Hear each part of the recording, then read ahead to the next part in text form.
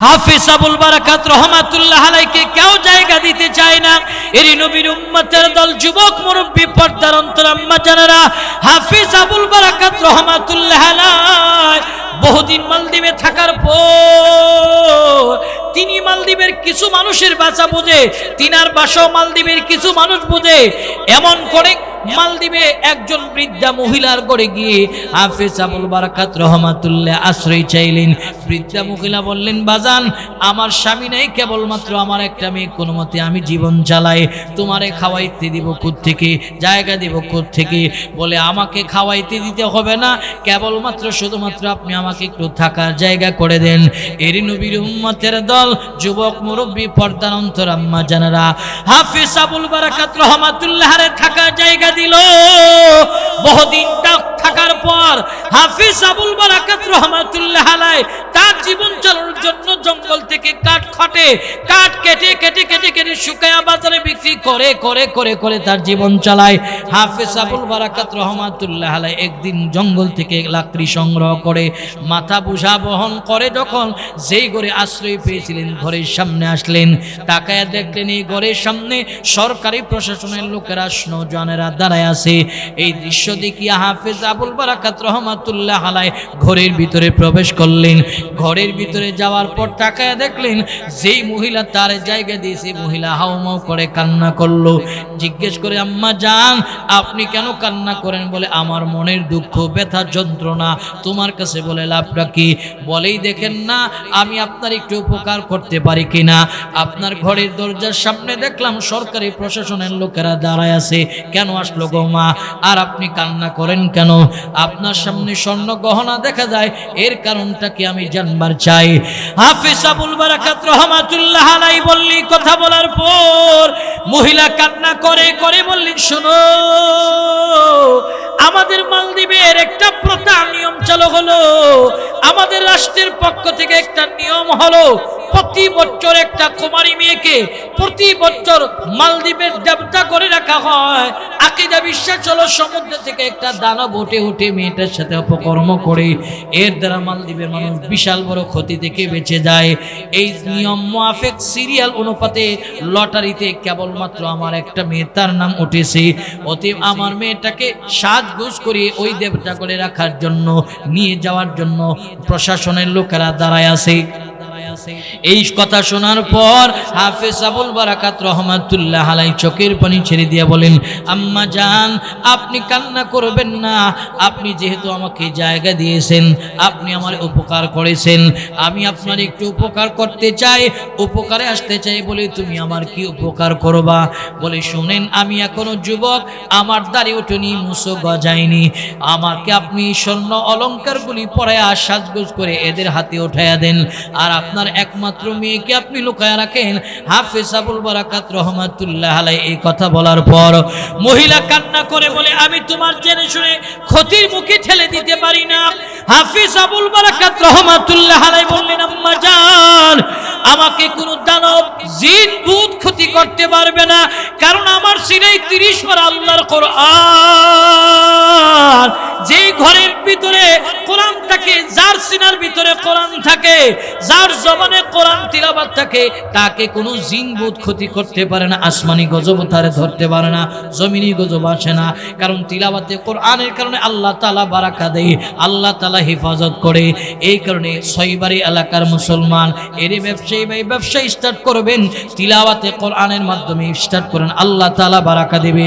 কিন্তু ব্যবসায়ীদের অবস্থা হলো, দোকান খোলার পর তিলাওয়াতে কোরআন নাই, গান চালু করে ব্যবসা স্টার্ট করে। তিলাওয়াতে কোরআন যে এলাকায় হয়, এই এলাকা আল্লাহ তাআলার কাছে বড় দামি হয়ে যায়। এর নবীর উম্মতের দল, যুবক মুরব্বী, পর্দার অন্তর আম্মা জানেরা, রাহমাতাল লিল আলামিন আমার বললেন, যেই এলাকায় তিলাওয়াতে কোরআন হয়, এই এলাকা আল্লাহ তাআলার কাছে অনেক দামি। যেই এলাকায় তিলাওয়াত হয়, যেই এলাকায় কোরআনের তিলাওয়াত হয়, এই এলাকা থেকে আসমানি গজব উঠায় নেওয়া হয়, জমিনি গজব উঠায় নেওয়া হয়। অথচ আমাদের অবস্থা হলো, আমাদের প্রত্যেকটা মুসলমানের ঘরেও তিলাওয়াত নাই, ব্যবসা স্টার্ট করে তিলাওয়াতে কোরআন নাই, চাকরিজীবী চাকরি স্টার্ট করে তিলাওয়াতে কোরআন নাই। অথচ তিলাওয়াতে কোরআন ব্যবসায়ী, তুমি ব্যবসা স্টার্ট করে তিলাওয়াতে কোরআন করো। তিলাওয়াতে কোরআন পড়ার কারণে তোমার ব্যবসার ভিতরে আল্লাহ তাআলা বারাকা দেবে। লম্বা তিলাওয়াত করতে হবে না, যতটুকুন তুমি পারো, তুমি একটা সূরা পারলে একটা সূরাই তিলাওয়াত করো, ব্যবসায় আল্লাহ বারাকা দেবে। চাকরিজীবী ভাই চাকরি করো, তিলাওয়াতে কোরআনের মাধ্যমে তোমার চাকরি স্টার্ট করো, আল্লাহ তাআলা বারাকা বাড়ায়া দেবে। তিলাওয়াতে কোরআনের কারণে এলাকার ভিতরে রহমত নাজিল হয়, গজব দূরীভূত হয়ে যায়। আর না হয় আমরা যে পাপাচার করে করে করে করে করে করে ঘুমের ঘরে যায়, আল্লাহ বলেন গজব দিয়া ধ্বংস করে দিতাম, দেই নেই কেন? একমাত্র কারণ হলো আমি আল্লাহর কালামের সাথে কিছু মানুষের সম্পর্ক, তারা রাত 4টা বাজে উঠিয়া ঠান্ডা পানি দিয়া ওযু বানায়, আমি আল্লাহর সঙ্গে কথা বলে। আমি আল্লাহ এই দৃশ্য দেখার পর এই এলাকার আসমানি গজব ওঠায় নেই, জমিনি গজব ওঠায় নেই। কারণ আল্লাহ পাক রব্বুল আলামিনের কাছে আসমানের নিচে জমিনের উপরে সবচেয়ে দামি সৃষ্টি হলো আল কোরআন। আল্লাহ তাআলা বলেনি আল কোরআন আমার ভালোবাসার, যারা এই কোরআনের সাথে সম্পর্ক হয় তারা আমার ভালোবাসার। এই কোরআন আল্লাহ তাআলার কাছে দামি, আল্লাহ তাআলার কাছে সবচেয়ে দামি হলো কোরআন। আল্লাহর সৃষ্টির মধ্যে সবচেয়ে দামি কোরআন।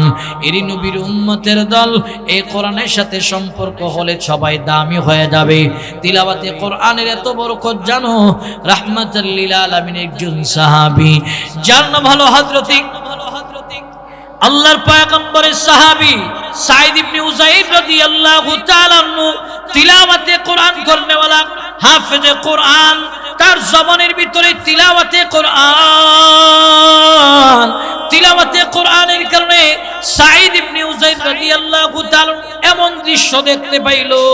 সাঈদ ইবনে উযাইর রাদিয়াল্লাহু তাআলা ফজরের পর তিলাওয়াত করে, যখন সময় পাই তখন তিলাওয়াত করে, কাজের ফাঁকে ফাঁকে ফাঁকে ফাঁকে তিলাওয়াতে কোরআন সাঈদ ইবনে উযাইর করে। একদিনের ঘটনা, সাঈদ ইবনে উযাইর রাদিয়াল্লাহু তাআলা ফজরের নামাজ পড়িয়া বাহিরে নিজের কাজ আঞ্জাম দিচ্ছে, কাজের ফাঁকে তিনি তিলাওয়াতে কোরআন পড়তেছে। তিলাওয়াতে কোরআন পড়া অবস্থায় হঠাৎ করে তাকায় দেখলেন তার একটা যুদ্ধের সওয়ারি আছে, উট লাফাইতেছে, ঘোড়াটা লাফাইতেছে। ঘোড়া লাফানি দেখে সাঈদ ইবনে উযাইর রাদিয়াল্লাহু তাআলা বড় আতঙ্কিত হয়ে গেল। পরক্ষণে তাকায় দেখলেন তার 6 বছরের একটা বাচ্চা দরজার সামনে চলে আসলো। সাঈদ ইবনে উযাইর চিন্তা করলো, বুধই আমার তিলাওয়াতের আমার শুনিয়া আমার যুদ্ধের ঘোড়াটা লাফাইতেছে, এই ঘোড়াটা যদি বাদনটা ছিঁড়ে আমার বাচ্চাকে আক্রমণ করতে যায়। এই কারণে তিনি তিলাওয়াত বন্ধ করে তার 6 বছরের বাচ্চাটারে ঘরের ভিতরে দিয়ে আসলেন। ঘরের ভিতরে দিয়ে ঈশা দরজার সামনে দাঁড়ালো। দরজার সামনে দাঁড়ানোর পর সাঈদ ইবনে উযাইর রাদিয়াল্লাহু তাআলা আকাশের দিকে নজর করলেন। নজর করে তাকায়া দেখলেন আকাশের একটা মেঘের খণ্ড তার বাড়ির দিকে নেমে আসতেছে। এই দৃশ্য দেখিয়া সাঈদ ইবনে উযাইর রাদিয়াল্লাহু তাআলা আতঙ্কিত হয়ে গেল। এরই নবীর উম্মতের দল, যুবক মুরব্বী, পর্দার অন্তরাম্মা জানেরা, রাহমাতুল লিল আলামিন সাহাবী সাঈদ আতঙ্কিত হয়ে দৌড়ে আমার আপনার পয়গম্বরের বাড়িতে হাজির হয়ে গেল। রাহমাতুল লিল আলামিনের কাছে গিয়ে হাঁপাইতেছে। নবী আমার বললেন, এরে সাঈদ ইবনে উযাইর, কেন তুমি হাঁপাইতেছো? বলো কি সমস্যা বলো। নবীর কাছে সাঈদ ইবনে উযাইর বলে, পয়গম্বর এমন একটা দৃশ্য দেখেছি, দৃশ্য দেখি সোজা আপনার কাছে আসলাম। কি দৃশ্য দেখলা বলো। নবী আমার কাছে বর্ণনা দিয়ে বলে, পয়গম্বর ফজরের টাইমে আমি নামাজ পড়ে তিলাওয়াত করতেছিলাম, এমন সময় তাকায় দেখি আমার যুদ্ধের ঘোড়াটা লাফাইতেছে লাফাইতেছে, লাফানে দেখি আমি আতঙ্কিত হয়ে গেলাম। আমার বাচ্চাটারে দেখলাম দরজার কাছে চলে আসতে, আমি আমার বাচ্চাটারে ঘরের ভিতরে দিয়ে আসলাম। ঘরের ভিতরে দিয়ে এসে আকাশের দিকে নজর করলাম, তাকায় দেখি মেঘের একটা খণ্ড, মেঘাচ্ছন্ন আকাশ আমার ঘরের দিকে নেমে আসতেছে, বাড়ির দিকে নেমে আসতেছে। নবী আমার বললেন, সাঈদ তুমি কেন তিলাওয়াত বন্ধ করলা কেন পয়গম্বর? নবী আমার বললেন, সাঈদ শোনো, তুমি যে তিলাওয়াত করতেছিলা, তিলাওয়াতের কারণে আল্লাহ পাক রব্বুল আলামিনের পক্ষ থেকে তোমার বাড়ির উপরে রহমত নাজিল হইতেছিল। তুমি যদি তিলাওয়াত বন্ধ না করতা তাহলে তোমার এলাকার সব মানুষ দেখতো তিলাওয়াতে কোরআনের বরকতে আল্লাহ পাক তোমার এলাকার ভিতরে রহমত নাজিল করতেছে। সুবহানাল্লাহ।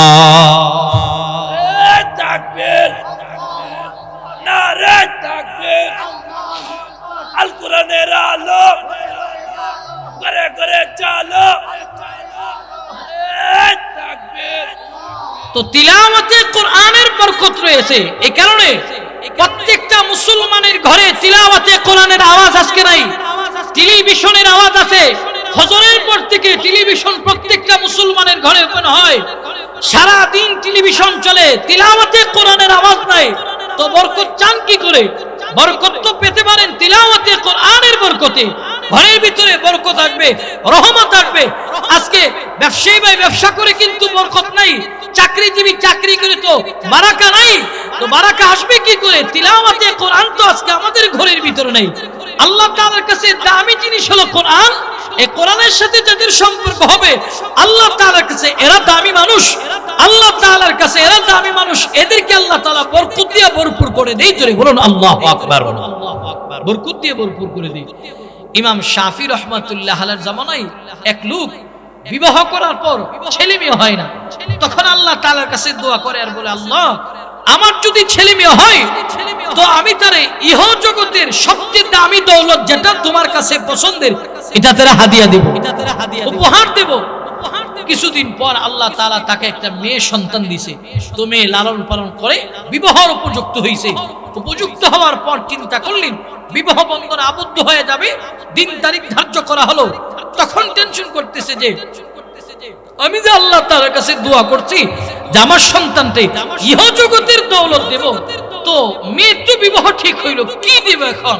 তখন ইমাম শাফি রাহমাতুল্লাহ আলাইহি দ্বারস্থ হলেন, গিয়া বলেন, শাফিঈ আমি এইভাবে মান্নত করেছিলাম, এইভাবে প্রতিজ্ঞাবদ্ধ হয়েছিলাম, দোয়া করতেছিলাম যে আল্লাহ তাআলার কাছে আমার ছেলে সন্তান দিলে মেয়ে সন্তান যেটাই দেখ না কেন তার ইহ জগতের দৌলত দেব।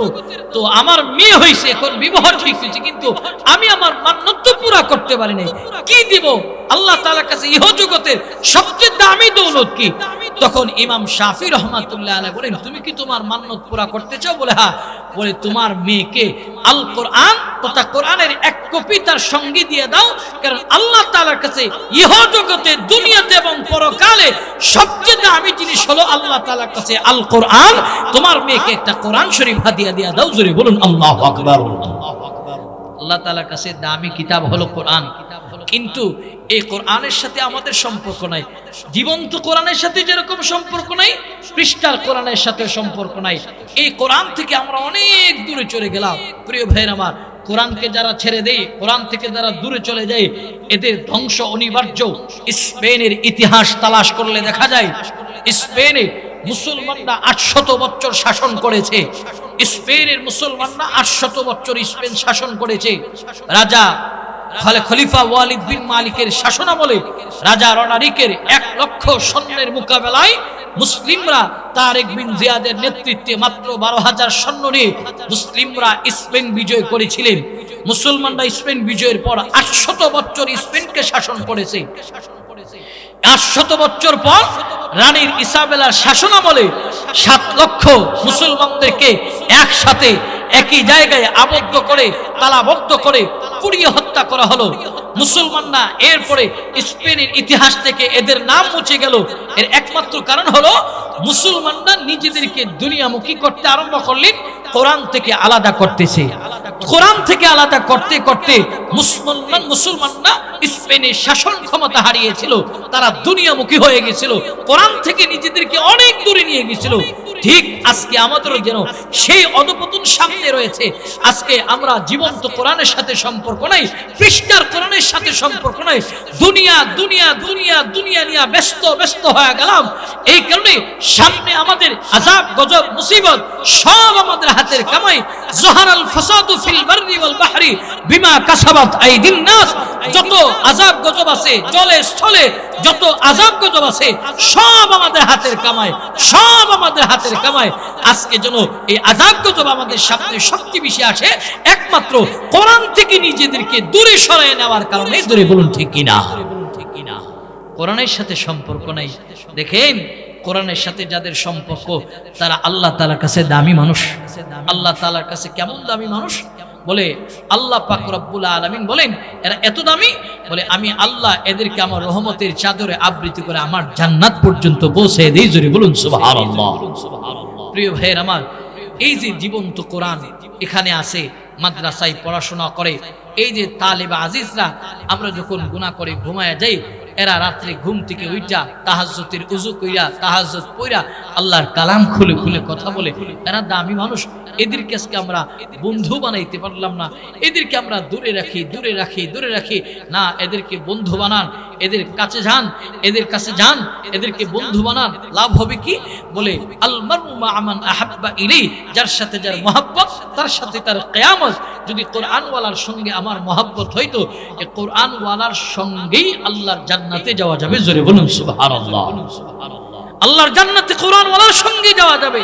প্রিয় ভাইয়ের আমার, এই কোরআনওয়ালার সঙ্গে আমাদের সহবত, আমাদের সঙ্গ লাগাইতে হবে, দৃঢ় করতে হবে।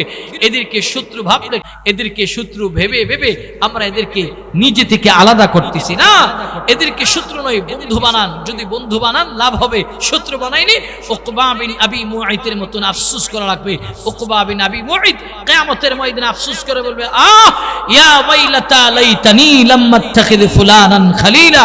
আফসোস করবে আর বলবে, বদনসিব বদনসিব, কেন আমি অমুক তুমুককে বন্ধু বানাইলাম, কেন আল্লাহর কালামুল্লাহ যারা উকবা বিন আবি মুআইত বলে অমুক তুমুককে বন্ধু বানাইলাম, কেন আল্লাহ রাসূলকে বন্ধু বানাইলাম না, অমুক তুমুককে সঙ্গী বানালাম। ঠিক আমাদের একদল মানুষ কিয়ামতের ময়দানে বলবে, কেন কোরআনওয়ালাকে বন্ধু বানাইলাম না, কেন আলেমুলাকে বন্ধু বানাইলাম না। আজকে তো আলেমুলাকে আমরা গালি দেই, হিংসা পোষণ করে কুৎসারটায়, এরপরে আলেমুলার উপরে আঙুল তুলে কথা বলি, হাফেজে কোরআনকে দেখে ধমক দেই। না, এমনটা করা যাবে না। এদের মহব্বত আর ভালোবাসা যদি আমরা নিতে পারি, তো এদের সঙ্গে আল্লাহর জান্নাতে যাওয়া যাবে। জোরে বলুন আল্লাহু আকবার। কারণ এদের কাছে সবচেয়ে দামি জিনিস আছে, এটা হলো ইলম। এরা দামি মানুষ এই কারণে হয়েছে, তার কাছে ইলম আছে। সে বয়সে ছোট হলো, তার কাছে কোরআনের ইলম আছে, জ্ঞান আছে। সে আপনার কাছে দামি মানুষ, তাকে মূল্যায়ন করতে হবে, কদর করতে হবে, ভালোবাসতে হবে। প্রিয় ভাইয়ের আমার, এই কোরআনের সাথে যাদের সম্পর্ক, তারা আল্লাহ তাআলার কাছে দামি হয়ে যায়। এই কারণে দুনিয়ার জীবন্ত কোরআনকে বন্ধু বানাও। এর নবীর উম্মতের দল, জীবন্ত কোরআন যদি আমাদের বন্ধু হয়, তো জীবন্ত কোরআনওয়ালার সঙ্গে আল্লাহর জান্নাত পর্যন্ত যাওয়া যাবে। জীবন্ত কোরআন বলে আমাদেরকে জান্নাতে নিয়ে যাবে। এই কোরআন যারা শেখে, যারা শেখায়, তারা আল্লাহ তাআলার কাছে দামি মানুষ। এদেরকে যারা সহযোগিতা করে, তারাও দামি হয়। এরই নবীর উম্মতের দল। কারণ কোরআনওয়ালার কারণে আল্লাহ তাআলা রব্বুল আলামিন জাতির পরিবর্তন করে দেয়। যাদের ভিতরে ইলম আছে, ইলম আছে, ইলম আছে, ইলমওয়ালার কারণে এলাকা থেকে কুফর, বিদআত, শিরক দূরীভূত হয়ে শান্তি বর্ষিত হয়। এবং ভালো ইসলাম, যে ইসলাম পালন করলে ইহদিনাস সিরাতাল মুস্তাকিমের পথে পরিচালিত হয়ে হয়ে আল্লাহর জান্নাত পর্যন্ত যাওয়া যায়। এই কারণে আলেম উলামাকে মহব্বত করো, এদেরকে বন্ধু বানাও, শত্রু বানায়ও না। কোরআনওয়ালাকে বন্ধু বানাও, শত্রু বানায়ও না। এই কোরআনওয়ালার কারণে আল্লাহ তাআলা যুগে যুগে যুগে যুগে জাতির পরিবর্তন করে দিল। এরই নবীর উম্মতের দল, কোরআনওয়ালার কারণে আল্লাহ তাআলা কেমন জাতির পরিবর্তন করলেন। দুই যে এশিয়া মহাদেশের ভিতরে ছোট্ট একটা দ্বীপ, চতুর্দিকে দরিয়া আর দরিয়া, ছোট্ট একটা দ্বীপ যার নাম হলো মালদ্বীপ। মালদ্বীপের ইতিহাস তালাশ করো, মালদ্বীপের ভিতরে কোনো নবী যাই নেই, রসুল যাই নেই, সাহাবীদের জামাত যাই নাই। এই মালদ্বীপের ভিতরে ইসলাম 100 থেকে 100 কিভাবে পৌঁছালো জানো? বলে মালদ্বীপের ভিতরে ইসলাম পৌঁছানোর একটা মাধ্যম হলো হাফেজে কোরআনের কারণে ইসলামের ছোঁয়া পাইছে, কোরআনের ছোঁয়া পায় তারা ভালো মানুষ হয়ে গেছে। এই কারণে একটা জাতি পরিবর্তন হয়, এলাকার পরিবর্তন কোরআনের ছোঁয়ার কারণে, ভালো মানুষের ছোঁয়ার কারণে। এই কারণে হাফেজে কোরআন আলেম দিনটা হলো পৃথিবীর সবচেয়ে ভালো মানুষ, দামি মানুষ। এদের ছোঁয়া পায়া খারাপ মানুষগুলি ভালো হয়ে যায়, এলাকার সব মানুষ ভালো হয়ে যায়, জীবন পরিবর্তন করে ফেলে। আল্লামা ইবনে বতুতা রাহমাতুল্লাহ আলাইহি তার সফরনামা ইবনে বতুতায় লিখেন, মরক্কোর সফরবিদ ইবনে বতুতা রাহমাতুল্লাহ আলাইহি মালদ্বীপে যখন সফরে গেল, এরই নবীর উম্মতের দল, যুবক, মুরব্বী, পর্দার অন্তরাম্মা জানেরা, মালদ্বীপে সফরে যাওয়ার পর গিয়া দেখেন ওই এলাকার সমস্ত মানুষ মুসলমান আজান হলে মসজিদে আসে। এই দৃশ্য দেখিয়া মালদ্বীপের একজন মুরব্বীকে জিজ্ঞেস করলেন, বাবা ইবনে বতুতা রহমাতুল্লাহ আলাইহি বলেন, আব্বাজান বলো আপনাদের এই মালদ্বীপে ইসলাম কিভাবে প্রবেশ করলো? নবীও আসে নাই, রাসূলও আসে নাই, সাহাবা আজমাইনদের জামাত আসে নাই, কোনো বুজুর্গানে দ্বীনের জামাতও আসে নাই, কেমনি ইসলাম পাইলেন বললেন? তখন ওই মুরব্বী বলেন, শোনো, আমাদের এলাকার এই জাজিরাতুল আরবের এক বণিকদের কাফেলা এই এরিয়া দিয়া পথ চলতেছিল, হঠাৎ করে জাহাজটা ঝড়ের কবলে পড়ে চূর্ণ বিচূর্ণ হয়ে গেল। চূর্ণ বিচূর্ণ হওয়ার পর জাহাজে আরোহী যতজন যাত্রী ছিল সব দুনিয়া থেকে বিদায় হয়ে গেল। কেবলমাত্র শুধুমাত্র একজনকে আল্লাহ বাঁচায়া আমাদের এই মালদ্বীপের কিনারে হাজির করলো। ওই ইবনে বতুতা রহমাতুল্লাহ আলাইহি তার সফরনামা ইবনে বতুতায় যার নাম উল্লেখ করেন হাফেজ আবুল বারাকাত রহমাতুল্লাহ আলাইহি, একজন কোরআনের হাফেজের কারণে একটা জাতির পরিবর্তন হয়ে গেল, এলাকার পরিবর্তন হয়ে গেল। হাফেজ আবুল বারাকাত রহমাতুল্লাহ আলাইহি মালদ্বীপে যখন কিনারা এসে হাজির হইলেন, মালদ্বীপে আসার পর জ্ঞান ফিরলেন। জ্ঞান ফিরার পর তাকায় দেখলেন তারা আপনজনরা কেউ তার আশেপাশে নাই, সব মৃত্যুবরণ করলো। কেবলমাত্র দয়ার মালিক আল্লাহ হাফেজ আবুল বারাকাত রহমাতুল্লাহ আলাইহি বাঁচাইয়া দিলেন। হাফেজ আবুল বারাকাত শুকর আদায় করলেন, আল্লাহ তাআলার কাছে কান্নাকাটি করলেন। কিন্তু হাফেজ আবুল বারাকাত মালদ্বীপে আসার পর কেউ তার ভাষা বোঝে না, তিনিও তার কারো ভাষা বোঝে না। হাফেজ আবুল বারাকাত রহমাতুল্লাহ আলাইহিকে কেউ জায়গা দিতে চায় না। এর নবীর উম্মতের দল, যুবক মুরব্বী, পর্দার অন্তর আম্মা জানেরা, হাফেজ আবুল বারাকাত রহমাতুল্লাহ আলাইহি বহুদিন মালদ্বীপে থাকার পর তিনি মালদ্বীপের কিছু মানুষের ভাষা বোঝে, তিনার ভাষাও মালদ্বীপের কিছু মানুষ বোঝে। এমন করে মালদ্বীপে একজন বৃদ্ধা মহিলার ঘরে গিয়ে হাফেজ আবুল বারাকাত রহমাতুল্লাহ আশ্রয় চাইলেন। বৃদ্ধা মহিলা বললেন, বাজান আমার স্বামী নেই, কেবলমাত্র আমার একটা মেয়ে, কোনো মতে আমি জীবন চালাই, তোমারে খাওয়াইতে দিব কোত্থেকে, জায়গা দিব কোত্থেকে? বলে আমাকে খাওয়াইতে দিতে হবে না, কেবলমাত্র শুধুমাত্র আপনি আমাকে একটু থাকার জায়গা করে দেন। এর নবীর উম্মতের দল, যুবক মুরব্বী, পর্দার অন্তর আম্মা জানেরা, হাফেজ আবুল বারাকাত রহমাতুল্লাহ আলাইহি থাকার জায়গা দিল। বহুদিন থাকার পর হাফেজ আবুল বারাকাত রহমাতুল্লাহ আলাইহি তার জীবন চালানোর জন্য জঙ্গল থেকে কাঠ কাটে, কাঠ কেটে কেটে কেটে কেটে শুকায়া বাজারে বিক্রি করে করে করে করে তার জীবন চালায়। হাফেজ আবুল বারাকাত রহমাতুল্লাহ আলাইহি একদিন জঙ্গল থেকে লাকড়ি সংগ্রহ করে মাথা বোঝা বহন করে যখন যেই ঘরে আশ্রয় পেয়েছিলেন ঘরের সামনে আসলেন, তাকায়া দেখলেন এই ঘরের সামনে সরকারি প্রশাসনের লোকেরা, নওজওয়ানেরা দাঁড়ায় আছে।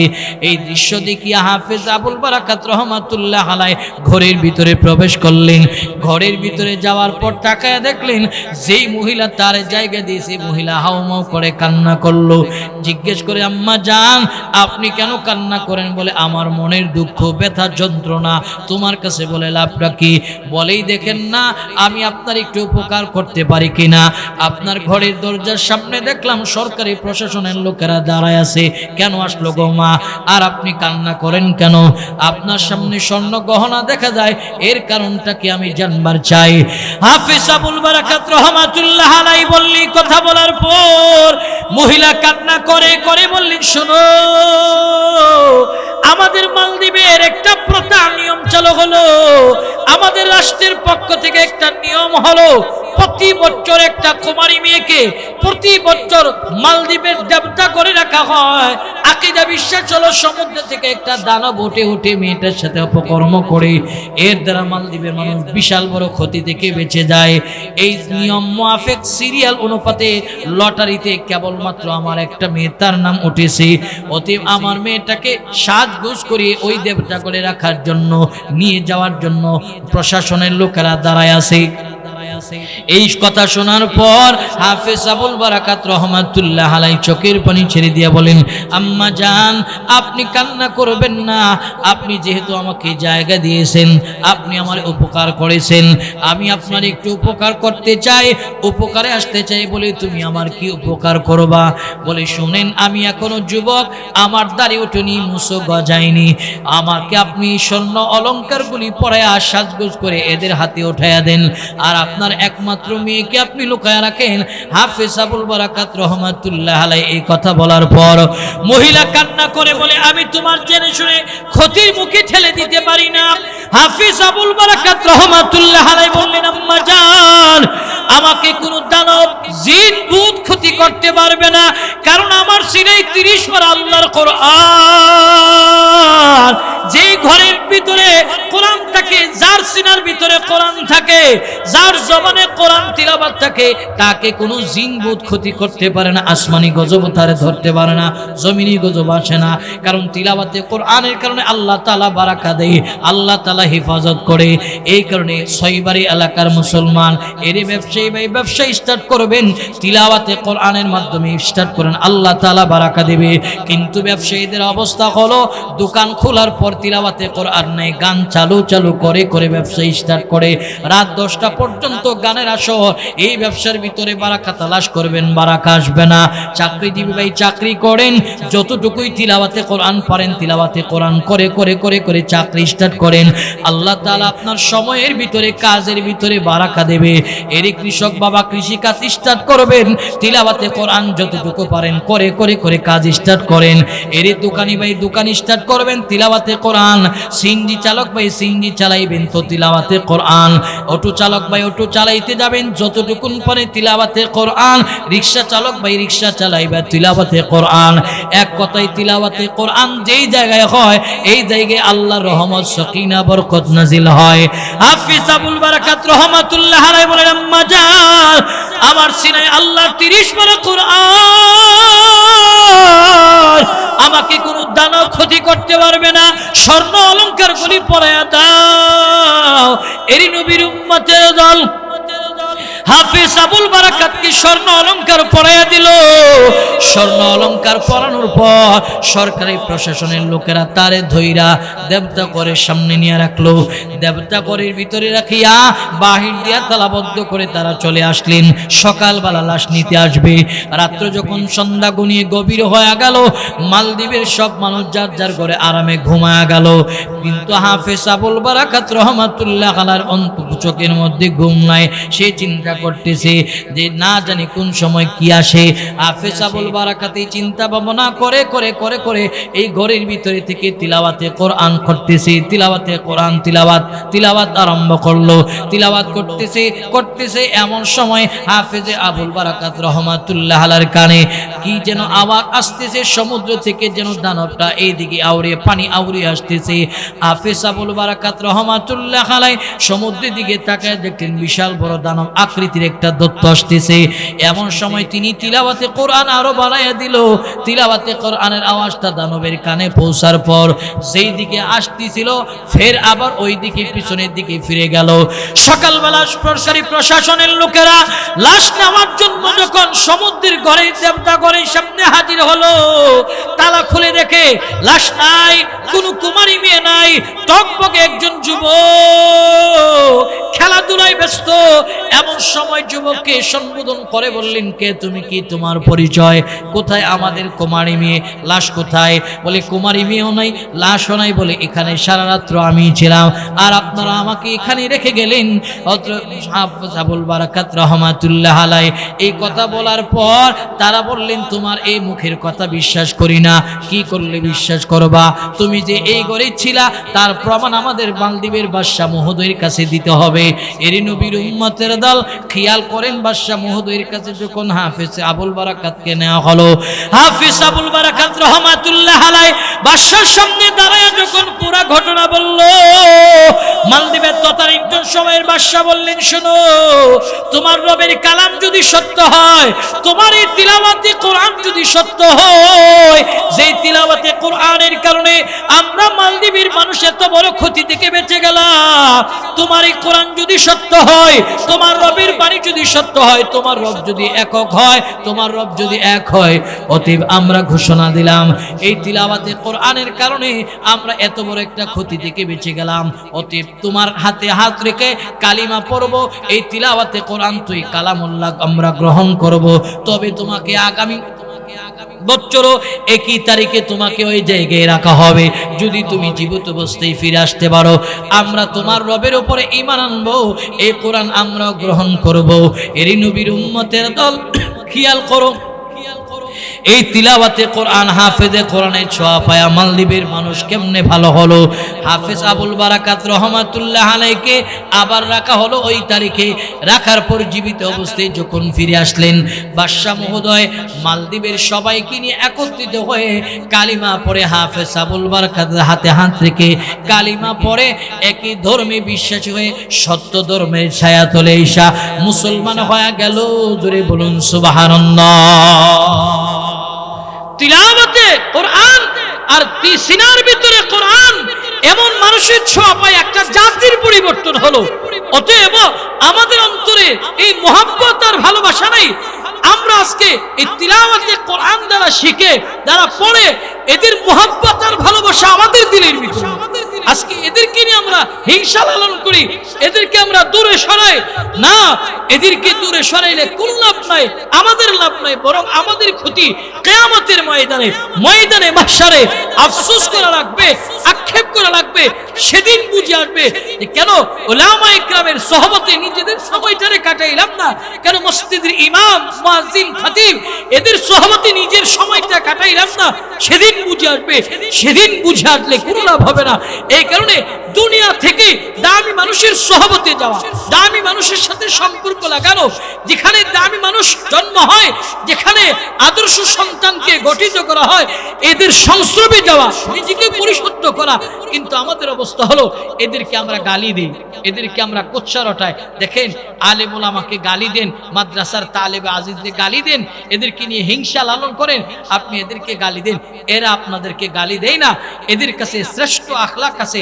আপনার প্রতিটা কথার মধ্যে ইমামকে গালি, মুয়াজ্জিনকে গালি, মাদ্রাসার হাফেজে কোরআন, মাদ্রাসার তালেবে আজিজ এদেরকে নিয়ে কুৎসা রটা। অথচ এদের প্রতিটা মোনাজাতে আপনাদের এলাকার কল্যাণ, দেশের কল্যাণ, জাতির কল্যাণ, প্রতিটা মানুষের কল্যাণের দোয়া তারা করে। অতএব পৃথিবীর দামি মানুষ তো তারাই। আপনি যাদেরকে গালি দেন, এরা আপনাদেরকে গালি না দিয়ে এদের প্রতিটা মোনাজাতে আপনাদের জন্য কল্যাণের দোয়া করা হয়। এরাই তো দামি মানুষ।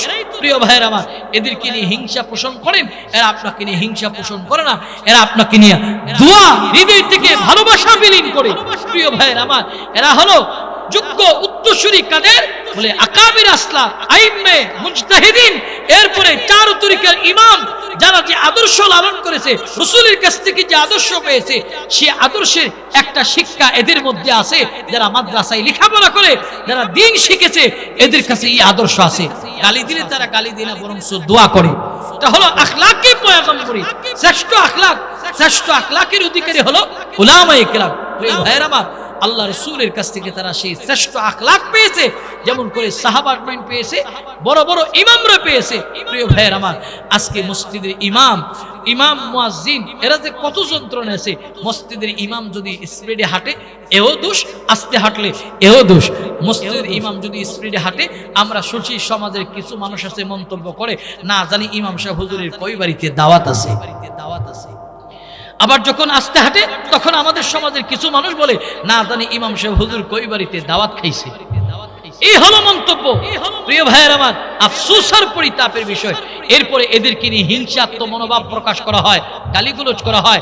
দেখেন এদেরকে নিয়ে হিংসা লালন করেন, গালি দেন, এরা আপনাদেরকে গালি দেয় না। এদের মধ্যে সবর এবং ধৈর্যের মাত্রাটা বেশি, তাহাম্মুল বেশি। প্রিয় ভাইয়ের আমার, এরা হলো ইমাম আজম আবু হানিফা রহমাতুল্লাহ আলাইহির যোগ্য উত্তরসূরি। ইমাম আজম আবু হানিফা রহমাতুল্লাহ আলাইহি তিনি তেনার সময়ের সবচেয়ে বড় বিদগ্ধ আলেমদিন। আর একজন আলেম যে সবার কাছে জনপ্রিয় হবে, বিষয়টা এমন নয়। একজন ইমাম যে সবার কাছে জনপ্রিয় হবে এমন নয়। কারণ ৫ জন মানুষ মহব্বত করবে আর ৫ জন মানুষ বিরোধিতা করবে। ঠিক এটা আগের জমানায় ছিল। ইমাম আজম আবু হানিফা রহমাতুল্লাহ আলাইহি তিনি তার সময় এত বড় আলেম, একজন ফকিহ, তিনার বিরুদ্ধে একজন হিংসা লালন করে করে নিত্য নতুন গালি বানায়া ইমাম আজমের পিছনে দেওয়ার জন্য ঘুরঘুর করত। তো ইমাম আজম সকালবেলা মাদ্রাসায় যাওয়ার পথে হিংসা পোষণ করেনেওয়ালা ইমাম আজমের পিছনে গালি দিতে দিতে মাদ্রাসার গেট পর্যন্ত যাইতেন। আবার মাদ্রাসা থেকে বের হয়ে গালি দিয়ে ইমাম আজম আবু হানিফার বাড়ি পর্যন্ত আসতে। ইমাম আজম আবু হানিফা তার দিকে কোনোদিন তাকায়নি, দেখাও নাই সে কে। একদিনের ঘটনা, ইমাম আজম চিন্তা করলেন এই লোকটা আমারে গালি দেয়, প্রতিদিন নতুন নতুন গালি নিয়ে আসে, বুঝই তার নোটবুকের ভিতরে কিছু গালি আমার ব্যাপারে যে নিয়ে আসে বাকি থাকে। ইমাম আজম একদিন তার বাড়িতে যাবেন, দুই রাস্তার মোড়ে দাঁড়াইছে, ইমাম আজম যাবে ডান দিকে, হিংসা পোষণ করেওয়ালা যাবে বাম দিকে। তো ইমাম আজম এই রাস্তার মোড়ে দাঁড়ায় বলেন, ভাই সাহেব আপনি বোধহয় আপনার নোটবুকে আমাকে গালি দেওয়ার জন্য গালি নিত্য নতুন নিয়ে আসেন, আপনার নোটবুকে বোধহয় আমাকে কিছু গালি দিতে পারেন না, বাকি থাকে, তবে আপনার হৃদয়ের ভিতরে যে গালিগুলি আছে আজকে কমপ্লিট এখানে আমাকে দিবেন, আমি দাঁড়ালাম, একটা গালিও আমার ব্যাপারে আপনি বাড়িতে নিয়ে কষ্ট করার দরকার নাই। জোরে বলুন আল্লাহু আকবার। যেই মাত্র ইমামুদ্দুনিয়া ইমাম আজম এই কথা বলছে, হিংসা পোষণ করেওয়ালা দৌড়ায় হাতে ধরে বলতেছে, ইমাম আজম ভুল করছি, আপনি যে এত কোমল হৃদয়ের মানুষ, যা বুঝিনি, আপনি আমাকে মাফ করে দেন, আর কোনোদিন আপনাকে গালি দিব না। জোরে বলুন সুবহানাল্লাহ। প্রিয় ভাইরা, এদের কাছে শ্রেষ্ঠ আখলাক আছে, আজকে আমাদের কাছে কিন্তু শ্রেষ্ঠ আখলাক নাই। এই আখলাকটা আখলাকে পয়গম্বরী, গালি দিলে মাফ করে দেওয়া, এটা উলামা ইকরামের মধ্যে আছে। আল্লাহ রাসূলের আখলাক, আল্লাহ রাসূল যখন ইলা কালিমাতুল্লাহর দাওয়াত নিয়ে বের হলো, রাহমাতাল লিল আলামিন আমার একদিন কালিমার দাওয়াত নিয়ে ঘর থেকে বের হলো। এরে আমার ছয়বাড়িয়ার মুসলমান শোনো, রাহমাতাল লিল আলামিন আমার কালিমার দাওয়াত দিয়ে দিয়ে যখন পথ চলতেছে, এমন সময় নবীর সামনে একজন বেদুইন দাঁড়ালো, দাঁড়ায় আল্লাহর পয়গম্বর অকাত্য ভাষায় গালমন্দ করতেছে, আল্লাহর পয়গম্বরকে গালি দিয়ে। নবী আমার তার দিকে তাকালো, আল্লাহর পয়গম্বর তার দিকে তাকায় রইছে, বেঈমানের গালি শেষ। তো নবী আমার বললেন, বেঈমান ইহুদি ভাই, বলেন আপনি আমাকে এতক্ষণ যে দাঁড়িয়ে দাঁড়িয়ে গালি দিলেন, আপনার জবানে কষ্ট পেলেন কি? রাহমাতাল লিল আলামিন আমার এমন ভালোবাসা দেওয়ার পর বিদুইন বললেন, এটা কেমন মানুষ, এতক্ষণ দাঁড়ায় গালি দিলাম, আমাকে গালি না দিয়ে আমার ব্যাপারে কোনো কুচ্ছা না রটে আমাকে বললেন জবানে কষ্ট পেলাম কিনা, আজীব মানুষ। তখন বলতেছে, শুনেছি আপনি নবী। বলে আল্লাহর পয়গম্বর বলে, হ্যাঁ আপনি যে নবী হলেন, আপনার কাছে কি দলিল প্রমাণ আছে? আল্লাহর পয়গম্বর বলে, কি দলিল দেওয়া লাগবে বলেন। ইহুদি ডানে তাকায়, বামে তাকায়, সামনে পিছনে তাকায়, পাহাড়ের উঁচু টিলায় তাকায়, পাহাড়ের উঁচু টিলায় তাকায় দেখলেন বিশাল বড় একটা গাছ দেখা যায়।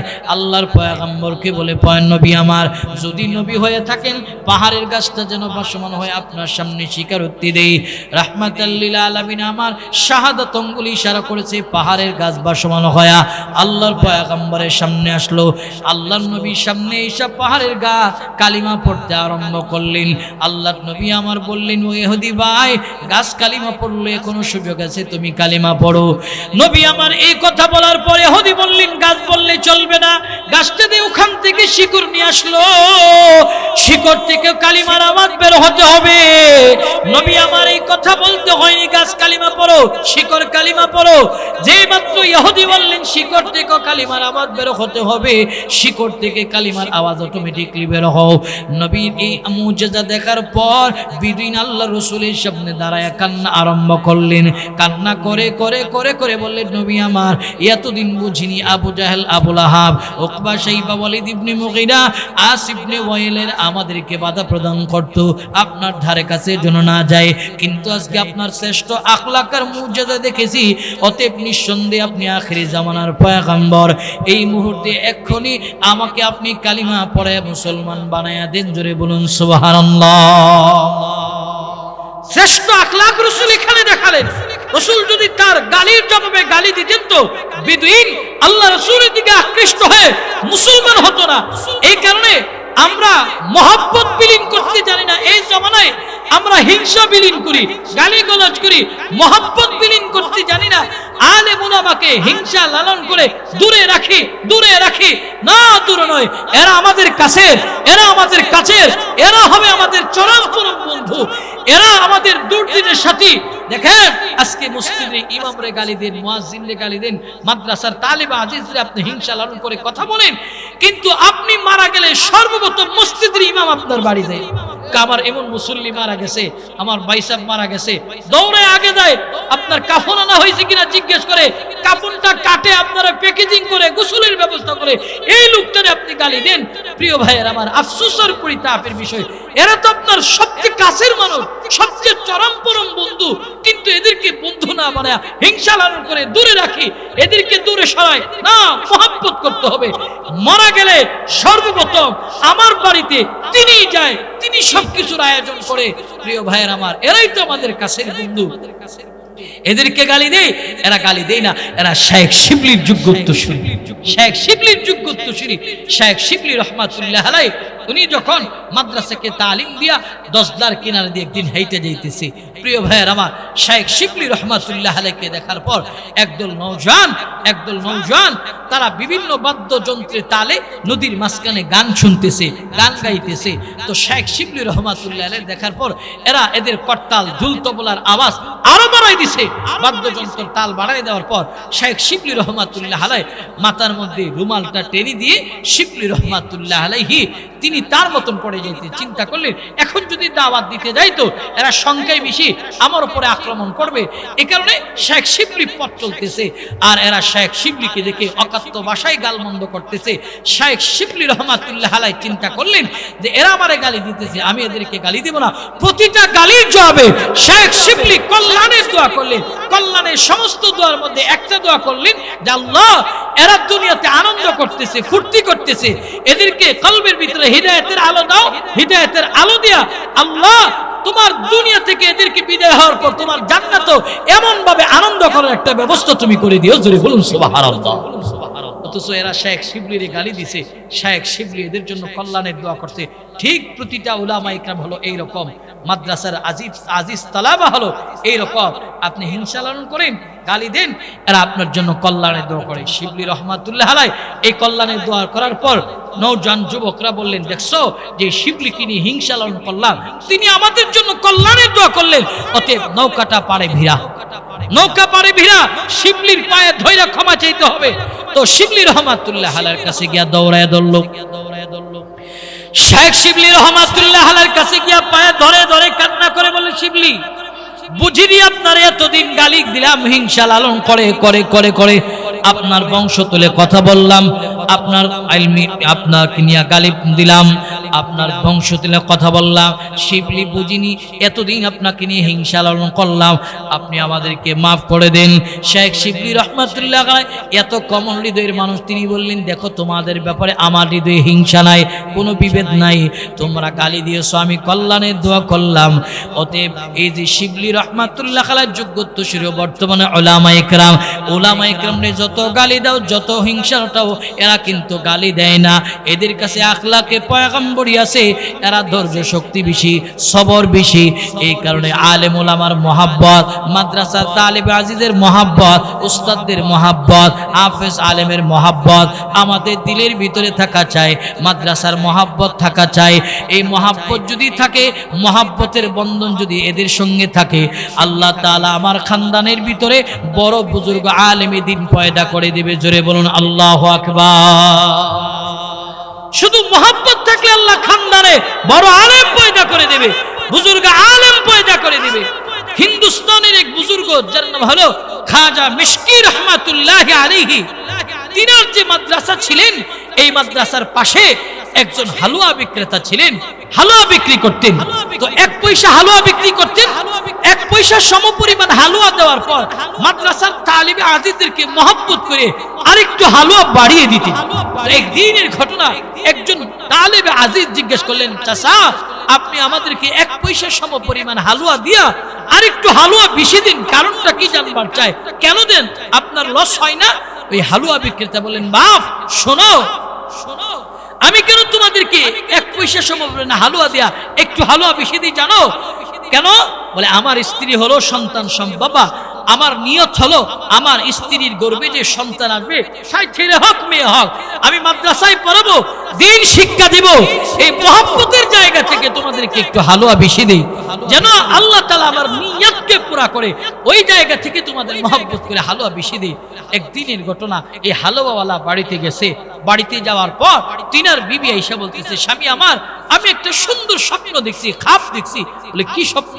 বলে আমি ঘুমের করে তাকায় দেখলাম মুনাজাত করতেছি, মুনাজাতে একজন বুজুর্গের চেহারা বাইসা উঠছে। অতএব এই স্বপ্নের তাবিরটা কি হতে পারে? হালুয়াওয়ালা বললেন এই স্বপ্নের তাবির আমি করতে পারবো না, এই স্বপ্নের তাবির চাবো খাজা মিশকি রহমাতুল্লাহ আলাইহির কাছে।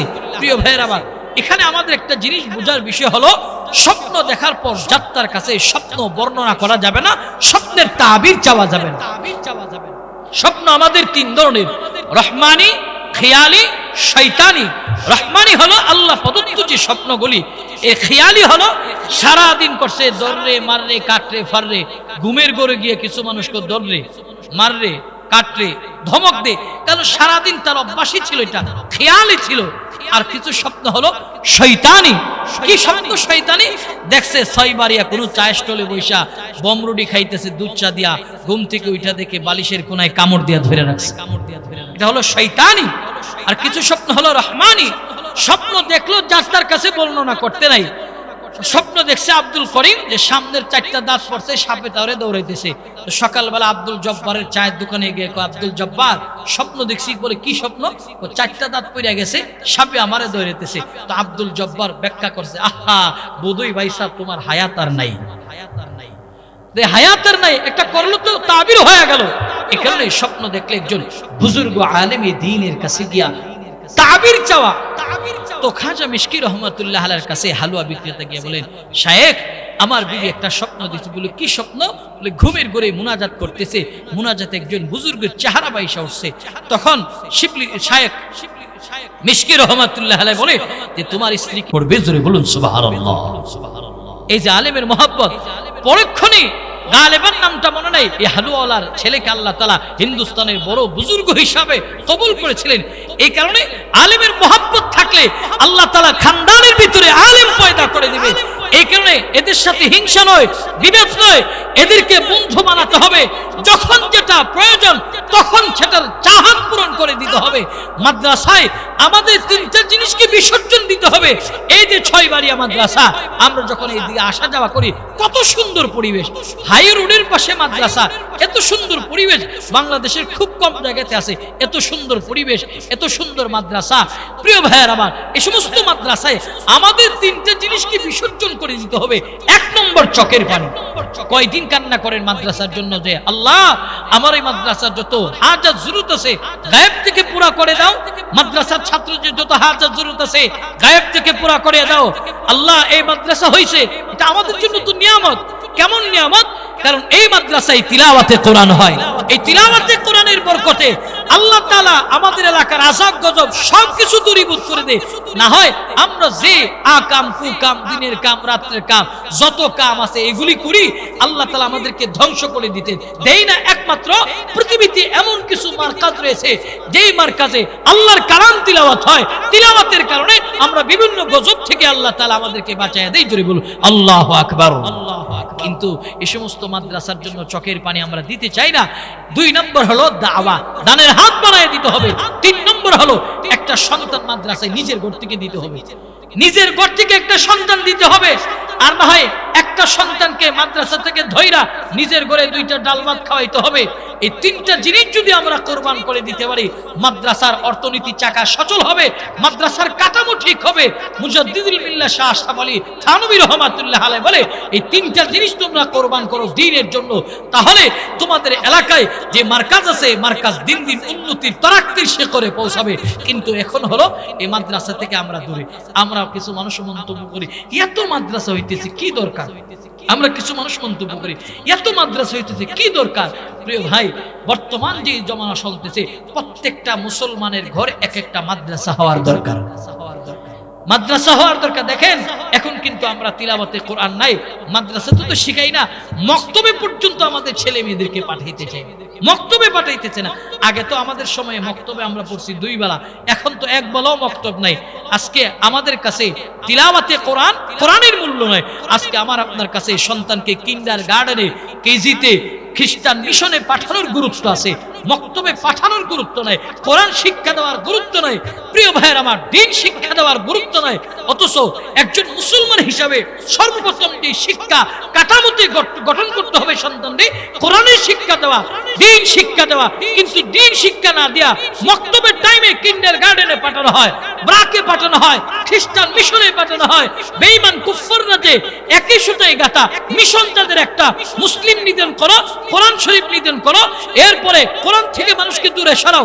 আজকে মুসলমানদেরকে যেন কোরআন থেকে বিদুইনরা কিন্ডারগার্টেন, খ্রিস্টান মিশন, ব্রাক, এনজিও, বিভিন্ন স্কুলের মাধ্যমে আজকে আমাদের ছেলেদেরকে কোরআন থেকে আলাদা করে ফেললো। জোরে বলুন ঠিক কিনা? আজকে আমাদের এলাকার স্কুলগুলি সকাল টাইম, মক্তবের টাইমে আমাদের কিন্ডারগার্টেনে বাচ্চাদেরকে যেতে হয়, এরপরে খ্রিস্টান মিশনে যেতে হয়, ব্রাকে যেতে হয়, সবাই মক্তবের টাইমে। অথচ একজন মুসলমান হিসেবে সর্বপ্রথম শিক্ষা কোরআনের শিক্ষা দেওয়ার দরকার। কেন দিবেন?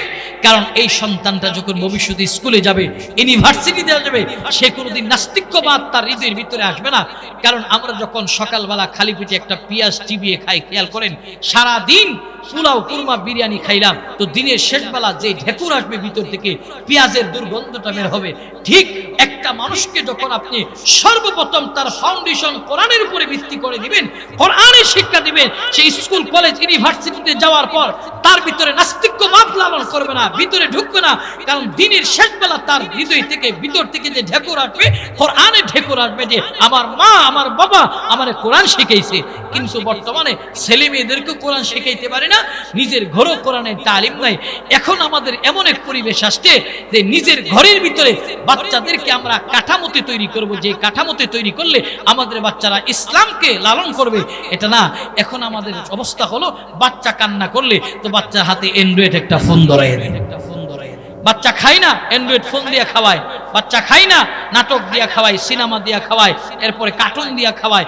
এই হচ্ছে আমাদের কাঠামো। না, আমাদের কাঠামো দরকার ছিল তিলাওয়াতে কোরআন, আমাদের কাঠামো দরকার ছিল ইসলাম। আমরা এই কাঠামোতে সন্তানকে আজকে তৈরি করতে পারি না। আদর্শ সন্তান যদি তৈরি করতে চান তাহলে ছয়বাড়িয়া মাদ্রাসার প্রয়োজন আছে। আদর্শ সন্তান যদি চান তাহলে এই মাদ্রাসার শিক্ষার প্রয়োজন আছে। কারণ এই মাদ্রাসায় যারা পড়াশোনা করে তারা আল্লাহ তাআলার কাছে দামি মানুষ, তারাই আদর্শবান সন্তান। এদের কাঠামোই সত্যের উপরে গঠিত হয়। কারণ মাদ্রাসায় সবাই মক্তবে 10 পৃষ্ঠার বই পড়ানো হয়, ঠিক সেম 10 পৃষ্ঠার বইটা স্কুলের মধ্যে, কিন্ডারগার্টেনে, ব্রাক, মিশনে পড়ানো হয়। পড়ার মধ্যে ডিফারেন্স। জাগতিক শিক্ষা আর ধর্মীয় শিক্ষার মধ্যে তফাৎ কত? জাগতিক শিক্ষায় শিক্ষিত হয়, জাগতিক শিক্ষারও প্রয়োজন আছে, ধর্মীয় শিক্ষারও প্রয়োজন আছে। আমার সন্তান স্কুল, কলেজ, ইউনিভার্সিটিতে পড়বে, উকিল হবে, ম্যাজিস্ট্রেট হবে, এরপরে বিভিন্ন সেক্টরে চাকরি করবে। এটা মুসলমানের সন্তান হিসেবে মুসলমানের জন্য গৌরবের বিষয়। তবে সর্বপ্রথম যে শিক্ষা দিতে হবে কোরআনের শিক্ষা, আদর্শের শিক্ষা, ইসলামী শিক্ষা। এই কাঠামোতে আমার সন্তানকে রাখতে হবে। প্রিয় ভাইরা আমার, দুইটা শিক্ষার ভিতরে পার্থক্য কত? 10 পৃষ্ঠার একটা বই মাদ্রাসায় পড়ানো হয়, 10 পৃষ্ঠার একটা বই কিন্ডারগার্টেনে পড়ানো হয়। পার্থক্য কত? যখন কিন্ডারগার্টেনে 10 পৃষ্ঠার বইয়ের মধ্যে স্যার তার ছেলেদেরকে পড়ায়, বাবা পড়ো সরে অ, শরীয়তে অজগর। ছাত্রদিকে, স্যার অজগর কি? অজগর বিশাল এক প্রাণী, ওর অভ্যাস হলো যাকে পায় ওকে খায়। সরায়াতে আপা। এরপরে পড়ায়, কবিতা পড়ায়, হাট্টিমা টিম টিম টিম তারা মাঠে পারে ডিম, তাদের ঘাড়াই দুটো শিং, তারা মাঠে পারে ডিম। শিংওয়ালা কোনো জানোয়ারকে দেখেছেন এই ছয়বাড়িয়ার কোনো জমিতে ডিম পাড়তে? দেখেছেন কেউ? দেখেন নাই। সেম 10 পৃষ্ঠা শিক্ষাটা মাদ্রাসায় দেওয়া হয়, সবাই বক্তব্যে দেওয়া হয়। উস্তাদ তার ছাত্রদেরকে বলে ব্ল্যাকবোর্ডের দিকে নজর করো, পরে সরে ও, শরীয়তে ওযু। ছাত্র জিজ্ঞেস করে, উস্তাদ জি ওযু কি? বলে ওযু হলো ওই জিনিসের নাম যে ওযু করে মানুষ তাহারাত হাসিল করে, পবিত্রতা হাসিল করে, কোরআন পড়ে, নামাজ পড়ে, ভালো কাজ করে। পড়ানো হয় শরীয়তে আল্লাহ। ছাত্র জিজ্ঞেস, উস্তাদ জি আল্লাহকে? বলে আল্লাহ হলো তিনি যিনি আসমান, জমিন, চন্দ্র, সূর্য, লৌহ, কলম তোমাকে আমাকে বানিয়েছে, তিনি হলেন আল্লাহ। কবিতা পড়ায়, অনন্ত অসীম প্রেমময়ী তুমি, বিচার দিনের স্বামী, যত গুণগান হে চির মহান তোমারই অন্তর্যামী। একটা শিক্ষার ভিতরে আপনার সন্তান তার রবের পরিচয় পাইতেছে, সত্যের শিক্ষা পাইতেছে। আরেকটা শিক্ষার ভিতরে আপনার সন্তান মিথ্যার উপরে ফাউন্ডেশন করতেছে। যেই সন্তানের শিক্ষা ধর্মীয় শিক্ষা, কোরআনের শিক্ষা না হয়, মিথ্যার উপরে ফাউন্ডেশন হয়, সে বড় হয়ে যদি লেখাপড়া করে সরকারি কোনো চেয়ার পায়, হে রডের বদলে বাঁশ দিব। জোরে বলুন ঠিক কিনা? তাকবীর, নারে তাকবীর। আল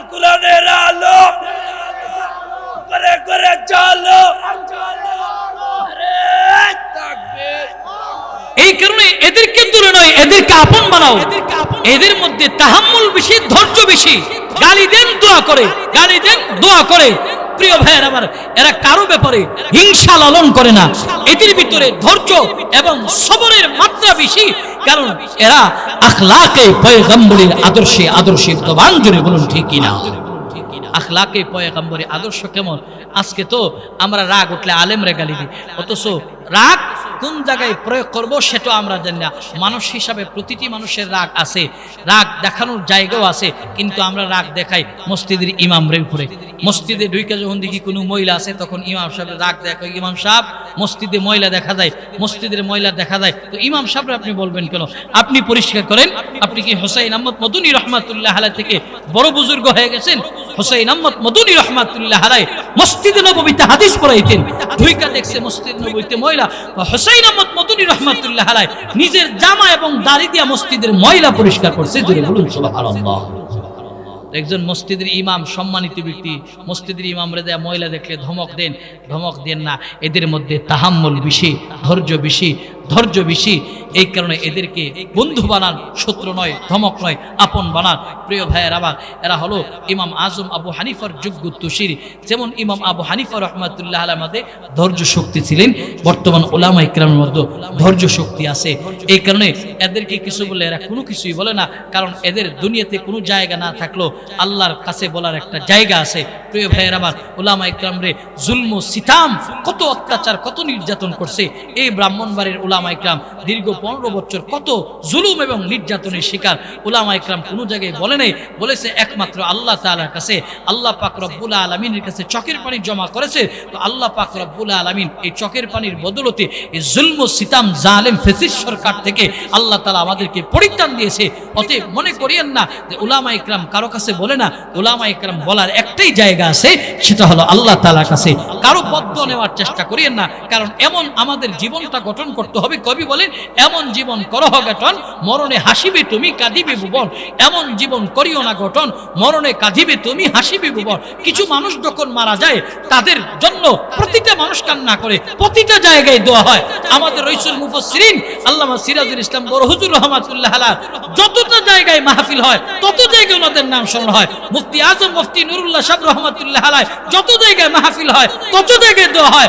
আল্লামা ফখরে বাঙ্গাল তাজুল ইসলাম রহমাতুল্লাহ আলাইহি যত জায়গায় মাহফিল হয়, তত জায়গায় এদের নাম স্মরণ হয়। মুফতি রহমাতুল্লাহ সাহেব রহমাতুল্লাহ আলাইহি যত জায়গায় মাহফিল হয়, তত জায়গায় এদের নাম স্মরণ হয়। কেন হয়? কারণ এরা এদের জীবনটারে এইভাবে গঠন করেছে। এই কারণে প্রতিটা মানুষ তাদের জীবনকে এইভাবে গঠন করতে হবে যে আমার জন্য মরার পরও যেন মানুষ দোয়া করে। আর কিছু মানুষ মারা গেলে তখন কিছু মানুষ দোকানে বসে আল্লাহ হে যে মরছে ভালো হইছে, মরছে ভালো হইছে। কেন? হে পুলে যাটা পুইরা অকরে একেবারে অঙ্গার করে ফেলছে, এই কারণে মরছে ভালো হইছে। এই যে আপনার বিরুদ্ধে দিল থেকে লানাত আসে, এমন জীবন নয়। এমন জীবন গঠন করেন যেই জীবনের মূল্য আল্লাহ তাআলার কাছে আছে, সবার কাছে আছে। আমরা সবার হৃদয়ে ভালোবাসা, আমাদের ভালোবাসাটা সমাদৃত করতে চাই। প্রিয় ভাইয়েরা আমার, আপনি যদি সবার হৃদয়ে আপনার ভালোবাসা সমাদৃত করতে চান, আল্লাহর হৃদয়ে আপনার ভালোবাসা সমাদৃত করতে চান, তাহলে দুটো পণ্য আমাদের কামাই করতে হবে। আল্লাহ তাআলা বলেন, আল্লাযীনা ইউনফিকুনা ফিস সাররাই ওয়াদ দাররাই ওয়াল কাযিমিনাল গায়জ ওয়াল আফিনা আনিন নাস আল্লাহু ইউহিব্বুল মুহসিনিন। আল্লাহ তাআলা বলেন দুটো পণ্য কামাই করো। এক নম্বর হলো সচ্ছল এবং অসচ্ছল অবস্থায় ব্যয় করো আল্লাহর রাস্তায়। দুই নম্বর হলো রাগের মাত্রা তোমরা কন্ট্রোল করো। রাগ উঠছে তো রাগের মাত্রা কন্ট্রোল করো। রাগ ওঠার পর কাউরে গালি দিও না, রাগের মাত্রা কন্ট্রোল করো। প্রিয় ভাইয়েরা আমার, ইমামুদ দুনিয়া ইমাম আজম আবু হানিফা রাহমাতুল্লাহ আলাইহি এরা এত বড় ইমাম, এদের মাকাম এত উপরে গেছে এমনি নয়। এদের কিছু গুণ ছিলেন, এদের কিছু বড় বড় গুণের মধ্যে একটা গুণ ছিল, এরা রাগের মাত্রা কন্ট্রোল করতে পারত। বর্তমান উলামা ইকরামও রাগের মাত্রা কন্ট্রোল করতে পারে। এই কারণে আল্লাহ তাআলা রব্বুল আলামিন এদের মাকামকে ধীরে ধীরে ধীরে ধীরে আরো উপরে নিয়ে যায়। প্রিয় ভাইয়েরা আমার, ইমাম আজম আবু হানিফা রাহমাতুল্লাহ আলাইহি তিনি তার সময়টাকে, সারা দিনের সময়টারে 3 ভাবে ভাগ করছে। এক ভাগ ছাত্রদেরকে তালিম দেয় 12টা পর্যন্ত। 12টার পর ইমাম আজম আবু হানিফা রাহমাতুল্লাহ আলাইহি তিনি নামাজ কালাম পড়ে একটু কাইলুলা করতে যায়। তিনি আর ঘুমের টাইম রয়েছে, 3 নম্বর যে সময়টাকে ভাগ করছে বিকেলে, এই সময়টা তিনি মাসআলা বর্ণনা করেন। দূর দূরান্ত থেকে মাসআলা শোনার জন্য ইমাম আজমের কাছে আসেন, তো ইমাম আজম মাসআলা বর্ণনা করেন। একদিনের ঘটনা, এক আগন্তুক ইমাম আজমের ঘুমের টাইম এই সময় আসছে।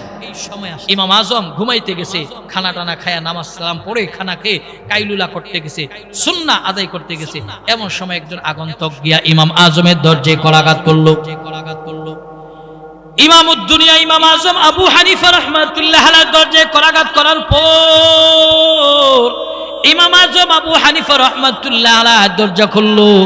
দরজা খোলার পর ইমাম আজম বললেন, কি ভাই কেন আসলা বলেন? বলে, আপনার দরবারে আসলাম কেবলমাত্র একটা মাসআলা জানার জন্য। এর নবীর উম্মতের দল ইমাম আজম আবু হানিফা রাহমাতুল্লাহ আলাইহি, বলো তোমার কি মাসআলা? ইমাম আজম যে মাসআলা নিয়ে এসেছিলাম, মাসআলাটা আমার জেহেন থেকে চলে গেল। ইমাম আজম বললেন, ঠিক আছে, যখন স্মরণ হবে তখন আসবা। ইমাম আজম এই কথা বলে দরজা বন্ধ করলেন। দরজা বন্ধ করার পর আবার আগন্তুক গিয়ে ইমাম আজমের দরজা গিয়ে করাঘাত করলো। করাঘাত করার পর ইমাম আজম দরজা খুললো। দরজা খুলতে গিয়ে একটু আওয়াজ হলো। ইমাম আজম জিজ্ঞেস করলেন, বলো মাসআলা স্মরণ হইল কিনা বলো? বলে, ইমাম আজম যেহেনে ঠিকই ছিল মাসআলা, কিন্তু আপনি যে দরজাটা খুলতে গেলেন আওয়াজ যে হইছে, আওয়াজটা আমার দিমাগের ভিতরে ঢোকার পর মাসআলা যেহেন থেকে চলে গেল। ইমাম আজম আবু হানিফা রাহমাতুল্লাহ আলাইহি না রেগে এখানে তার শ্রেষ্ঠ আখলাক এবং ধৈর্য দেখায়া বললেন, ঠিক আছে, তোমার মাসআলা স্মরণ হলে এরপরে আসবা। ইমাম আজম আবু হানিফা রাহমাতুল্লাহ আলাইহি এই কথা বলার পর দরজা বন্ধ করলেন। দরজা বন্ধ করে বিছানায় কাছে যেতে পারেন নাই, আবার আগন্তুক গিয়া ইমাম আজমের দরজার মধ্যে করাঘাত করলেন। ইমাম আজম আবার আইসা দরজা খুললেন। দরজা খুলে বলেন, মাসআলা স্মরণ হয়েছে? বলে, হ্যাঁ স্মরণ হয়েছে। প্রিয় ভাইয়েরা আমার, কি মাসআলা? ইমাম আজম আবু হানিফা রাহমাতুল্লাহ আলাইহি 3 বার ঘুম ডিস্টার্ব করছে। খেয়াল করেন, 3 বার ঘুম ডিস্টার্ব করলেন। 3 বার ঘুম ডিস্টার্ব করার পর আবার বিশ্রী প্রশ্ন তার কাছে করতেছে, ইমাম আজম আপনার কাছে জানার জন্য আসছি, মানুষের যে পায়খানা বলে, হ্যাঁ পায়খানা তিতা নাকি মিঠা? তো ইমাম আজম আবু হানিফা রাহমাতুল্লাহ আলাইহি এই প্রশ্ন করছে। 3 বার ঘুম ডিস্টার্ব করছে, আবার বিশ্রী প্রশ্ন করছে। খেয়াল করেন তাদের ধৈর্য কত ছিল, রাগ কন্ট্রোল করার মাত্রা কত ছিল। যদি আমার আপনার কাছে আইসা 3 বার ঘুম ডিস্টার্ব করে এমন প্রশ্ন করত, তাহলে আমরা তারে ঘরের ভিতরে নিতাম, নিয়া মোটা লাঠি বের করে তারে কতক্ষণ গদাইতাম, এরপরে তার প্রশ্নের জবাব দিতাম। তো ইমাম আজম তার রাগের কন্ট্রোল করার মাত্রা ছিল। তিনি বললেন যে, দেখো পায়খানা হলো 2 ধরনের। ইমাম আজম ঠান্ডা মাথায় জবাব দিতেছে, একটা হলো কাঁচা পায়খানা আর একটা হলো শুকনা পায়খানা। কাঁচাটার একটা টেস্ট, শুকনাটার আরেকটা টেস্ট। এই কথা বলা মাত্র আগন্তুক ইমাম আজমরে বলে, আপনি কোনোদিন খেয়ে টেস্ট করেছেন? ইমাম আজমকে এই কথা বলার পর ইমামুদ্দুনিয়া ইমাম আজম আবু হানিফা রাহমাতুল্লাহ আলাইহি চমৎকার আকল দ্বারা জবাব দিচ্ছে, দেখো সবকিছু খেয়ে টেস্ট করে দিতে হয় না, কিছু প্রশ্নের জবাব আকল দ্বারা বের করতে হয়, কিয়াসের দ্বারা বের করতে হয়। সব জবাব যে কোরআন এবং সুন্নাহর ভিতরে আছে বিষয়টা এমন নয়, সব সমাধান যে কোরআন এবং সুন্নাহ দিবে বিষয়টা এমন নয়। কিছু আকল কিয়াসের দ্বারা নিজেকে চলতে হয়। তো কিয়াসের দ্বারা যে চলবো এমন মেধা, এমন যোগ্যতা আমাদের কাছে নেই। এই কারণে কিয়াসের মাধ্যমে আমাদেরকে মাসআলার বিভিন্ন সময়ে সমাধান দিয়েছে ইমামগণ। প্রিয় ভাইয়ের আমার, এই ইমামদের মধ্যে আমরা যার মাযহাবকে অনুসরণ করি, ইমামুদ্দুনিয়া ইমাম আজম আবু হানিফা রাহমাতুল্লাহ আলাইহি, তিনার মধ্যে কেমন তাহাম্মুল ছিলেন। তিনি বললেন যে আকল দ্বারা দিতে হয়। বলে, দেখো আল্লাহ তাআলা তোমার কথা বলার যোগ্যতা দিয়েছে। এই যে কথা একটার পর একটা বলো, কোন জায়গায় কথাগুলি জমা আছে তুমি বলতে পারো? না। চোখের জ্যোতি দিয়েছে, কোন জায়গায় জ্যোতি একেবারে আল্লাহ তাআলা দিয়েছে, কোন জায়গা থেকে দিয়েছে তুমি বলতে পারো? বলে, না। আল্লাহ তোমাকে মেধা শক্তি দিয়েছে, মেধা শক্তি কোন জায়গায় আছে? এই যে তুমি একটার পর একটা কত সুন্দর করে কথা বলো, কোন জায়গায় আছে দেখো? বলে, না। ইমাম আজম আবু হানিফা রাহমাতুল্লাহ আলাইহি বলে, দেখো আল্লাহ তাআলা তোমার দেহটা চলার জন্য অনেকগুলি পার্টসের ব্যবস্থা করছে। কিডনি যেই জায়গায় রাখার দরকার রাখছে, মূত্রতুলি যেই জায়গায় রাখার দরকার রাখলেন, পিত্ততুলি যেই জায়গায় রাখার দরকার রাখলেন, হার্ট যেই জায়গায় রাখার দরকার রাখলেন। বর্তমান বিজ্ঞান মেশিনারি জিনিস আবিষ্কার করছে। আমাদের কিডনি কতটুকুন ভালো আছে দেখা যায়, যন্ত্র আছে। হার্ট কতটুকুন ভালো আছে দেখা যায়, লিভার কতটুকুন ভালো আছে দেখা যায়, আমাদের চোখ কতটুকুন ভালো আছে দেখা যায়। আজও পর্যন্ত কোন বিজ্ঞান মেশিনারি জিনিস আবিষ্কার করে বলতে পারে না এই যে আমাদের দেহটা যার মাধ্যমে চলে, যেটাকে রূহ বলা হয়, যেটাকে দেহের চালিকা শক্তি বলা হয়, আজও পর্যন্ত কোন বিজ্ঞান গবেষণা করে মেশিন যন্ত্রাংশের মাধ্যমে বলতে পারে না আমাদের রূহটা কোন জায়গায় আছে। শুধু আমরা বলি দেহের ভিতরেই আছে, দেহের ভিতরে আছে, কোন জায়গায় আছে বলতে পারে না। ইমাম আজম আবু হানিফা রাহমাতুল্লাহ আলাইহি আকল দ্বারা এই জবাব দিলেন যে দেখো, খেয়ে টেস্ট করতে হয় না, শোনো, শুকনো পায়খানা তিক্ত কর হয়, এই কারণে আমি অনুমান করে বললাম, কারণ এটার মধ্যে মাছি একটু কম বসে, আর ভিজা পায়খানা যেটা, কাঁচা পায়খানাটা মিষ্টি হয়, এটার মধ্যে মাছি একটু বেশি বসে। এই কারণে আমার কিয়াস এবং আকলের দ্বারা জবাব বের করছি। যেই মাত্র ইমাম আজম এই জবাব দিলেন, আগন্তুক ইমাম আজমের হাতে ধরে কান্না আরম্ভ করলো। ইমাম আজম আবু হানিফা রাহমাতুল্লাহ আলাইহির কাছে কান্না করে করে বলেন, ইমাম আজম বুঝিনি আপনারে ঘুম ডিস্টার্ব দিলাম তিনবার, আবার এমন বৃষ্টি প্রশ্ন করলাম, কষ্ট দিয়ে ফেললাম। ইমাম আজম বললেন, কোনো কষ্ট নাই, আমি জান্নাওয়ালা, তুমি আমার কাছে আসতো জানার জন্য, তো আমি জানলাম, জানাইয়া দিলাম। ইমাম আজম আবু হানিফা রাহমাতুল্লাহ আলাইহি বলে, কোনো কষ্ট নাই। যেই মাত্র এই কথা বললেন, ইমাম আজম আবু হানিফা রাহমাতুল্লাহ আলাইহি কান্না করে বলতেছেন, মাফ করে দেন। ইমাম আজম বললেন, মাফ করে দিলাম, যাও। কেন মাফ চাইবা, কি অন্যায় করলা? বলে, আমি আমার বন্ধুর সঙ্গে প্রতিজ্ঞাবদ্ধ হয়েছি আপনার রাগ কন্ট্রোল মাত্রাটা কেমন দেখার জন্য। আমার বন্ধু বলেছে আপনার রাগ কন্ট্রোল করার মাত্রা বেশি, আপনার কাছে কন্ট্রোল করার মাত্রা বেশি। আর আমি বললাম আপনার সাময়িক আরেক বুজুর্গ সুফিয়ান সাউরি রাহমাতুল্লাহ আলাইহি, তার রাগের কন্ট্রোল করার মাত্রা বেশি। আজকে বুঝতে পারলাম আপনি ইমামুদ দুনিয়া, আপনি ইমাম আজম, এর নবীর উম্মতের দল, ইমাম আজমের যোগ্য উত্তরসূরির বর্তমান উলামায়ে কেরাম। অতএব এদেরকে মহাব্বত করো, ভালোবাসো, এদেরকে বন্ধু বানাও, এদের সঙ্গে চলো, এদের কাতারে চলো। আর সম্পর্ক হবে দুটো জিনিসের সঙ্গে, এক নম্বর হলো জীবন্ত কোরআন, দুই নম্বর হলো পৃষ্ঠার কোরআন। জীবন্ত কোরআন এবং পৃষ্ঠার কোরআনকে আমাদের বন্ধু বানাইতে হবে। যদি বন্ধু বানাই তাহলে আল্লাহ তাআলার কাছে দামি মানুষ বানা যাবে।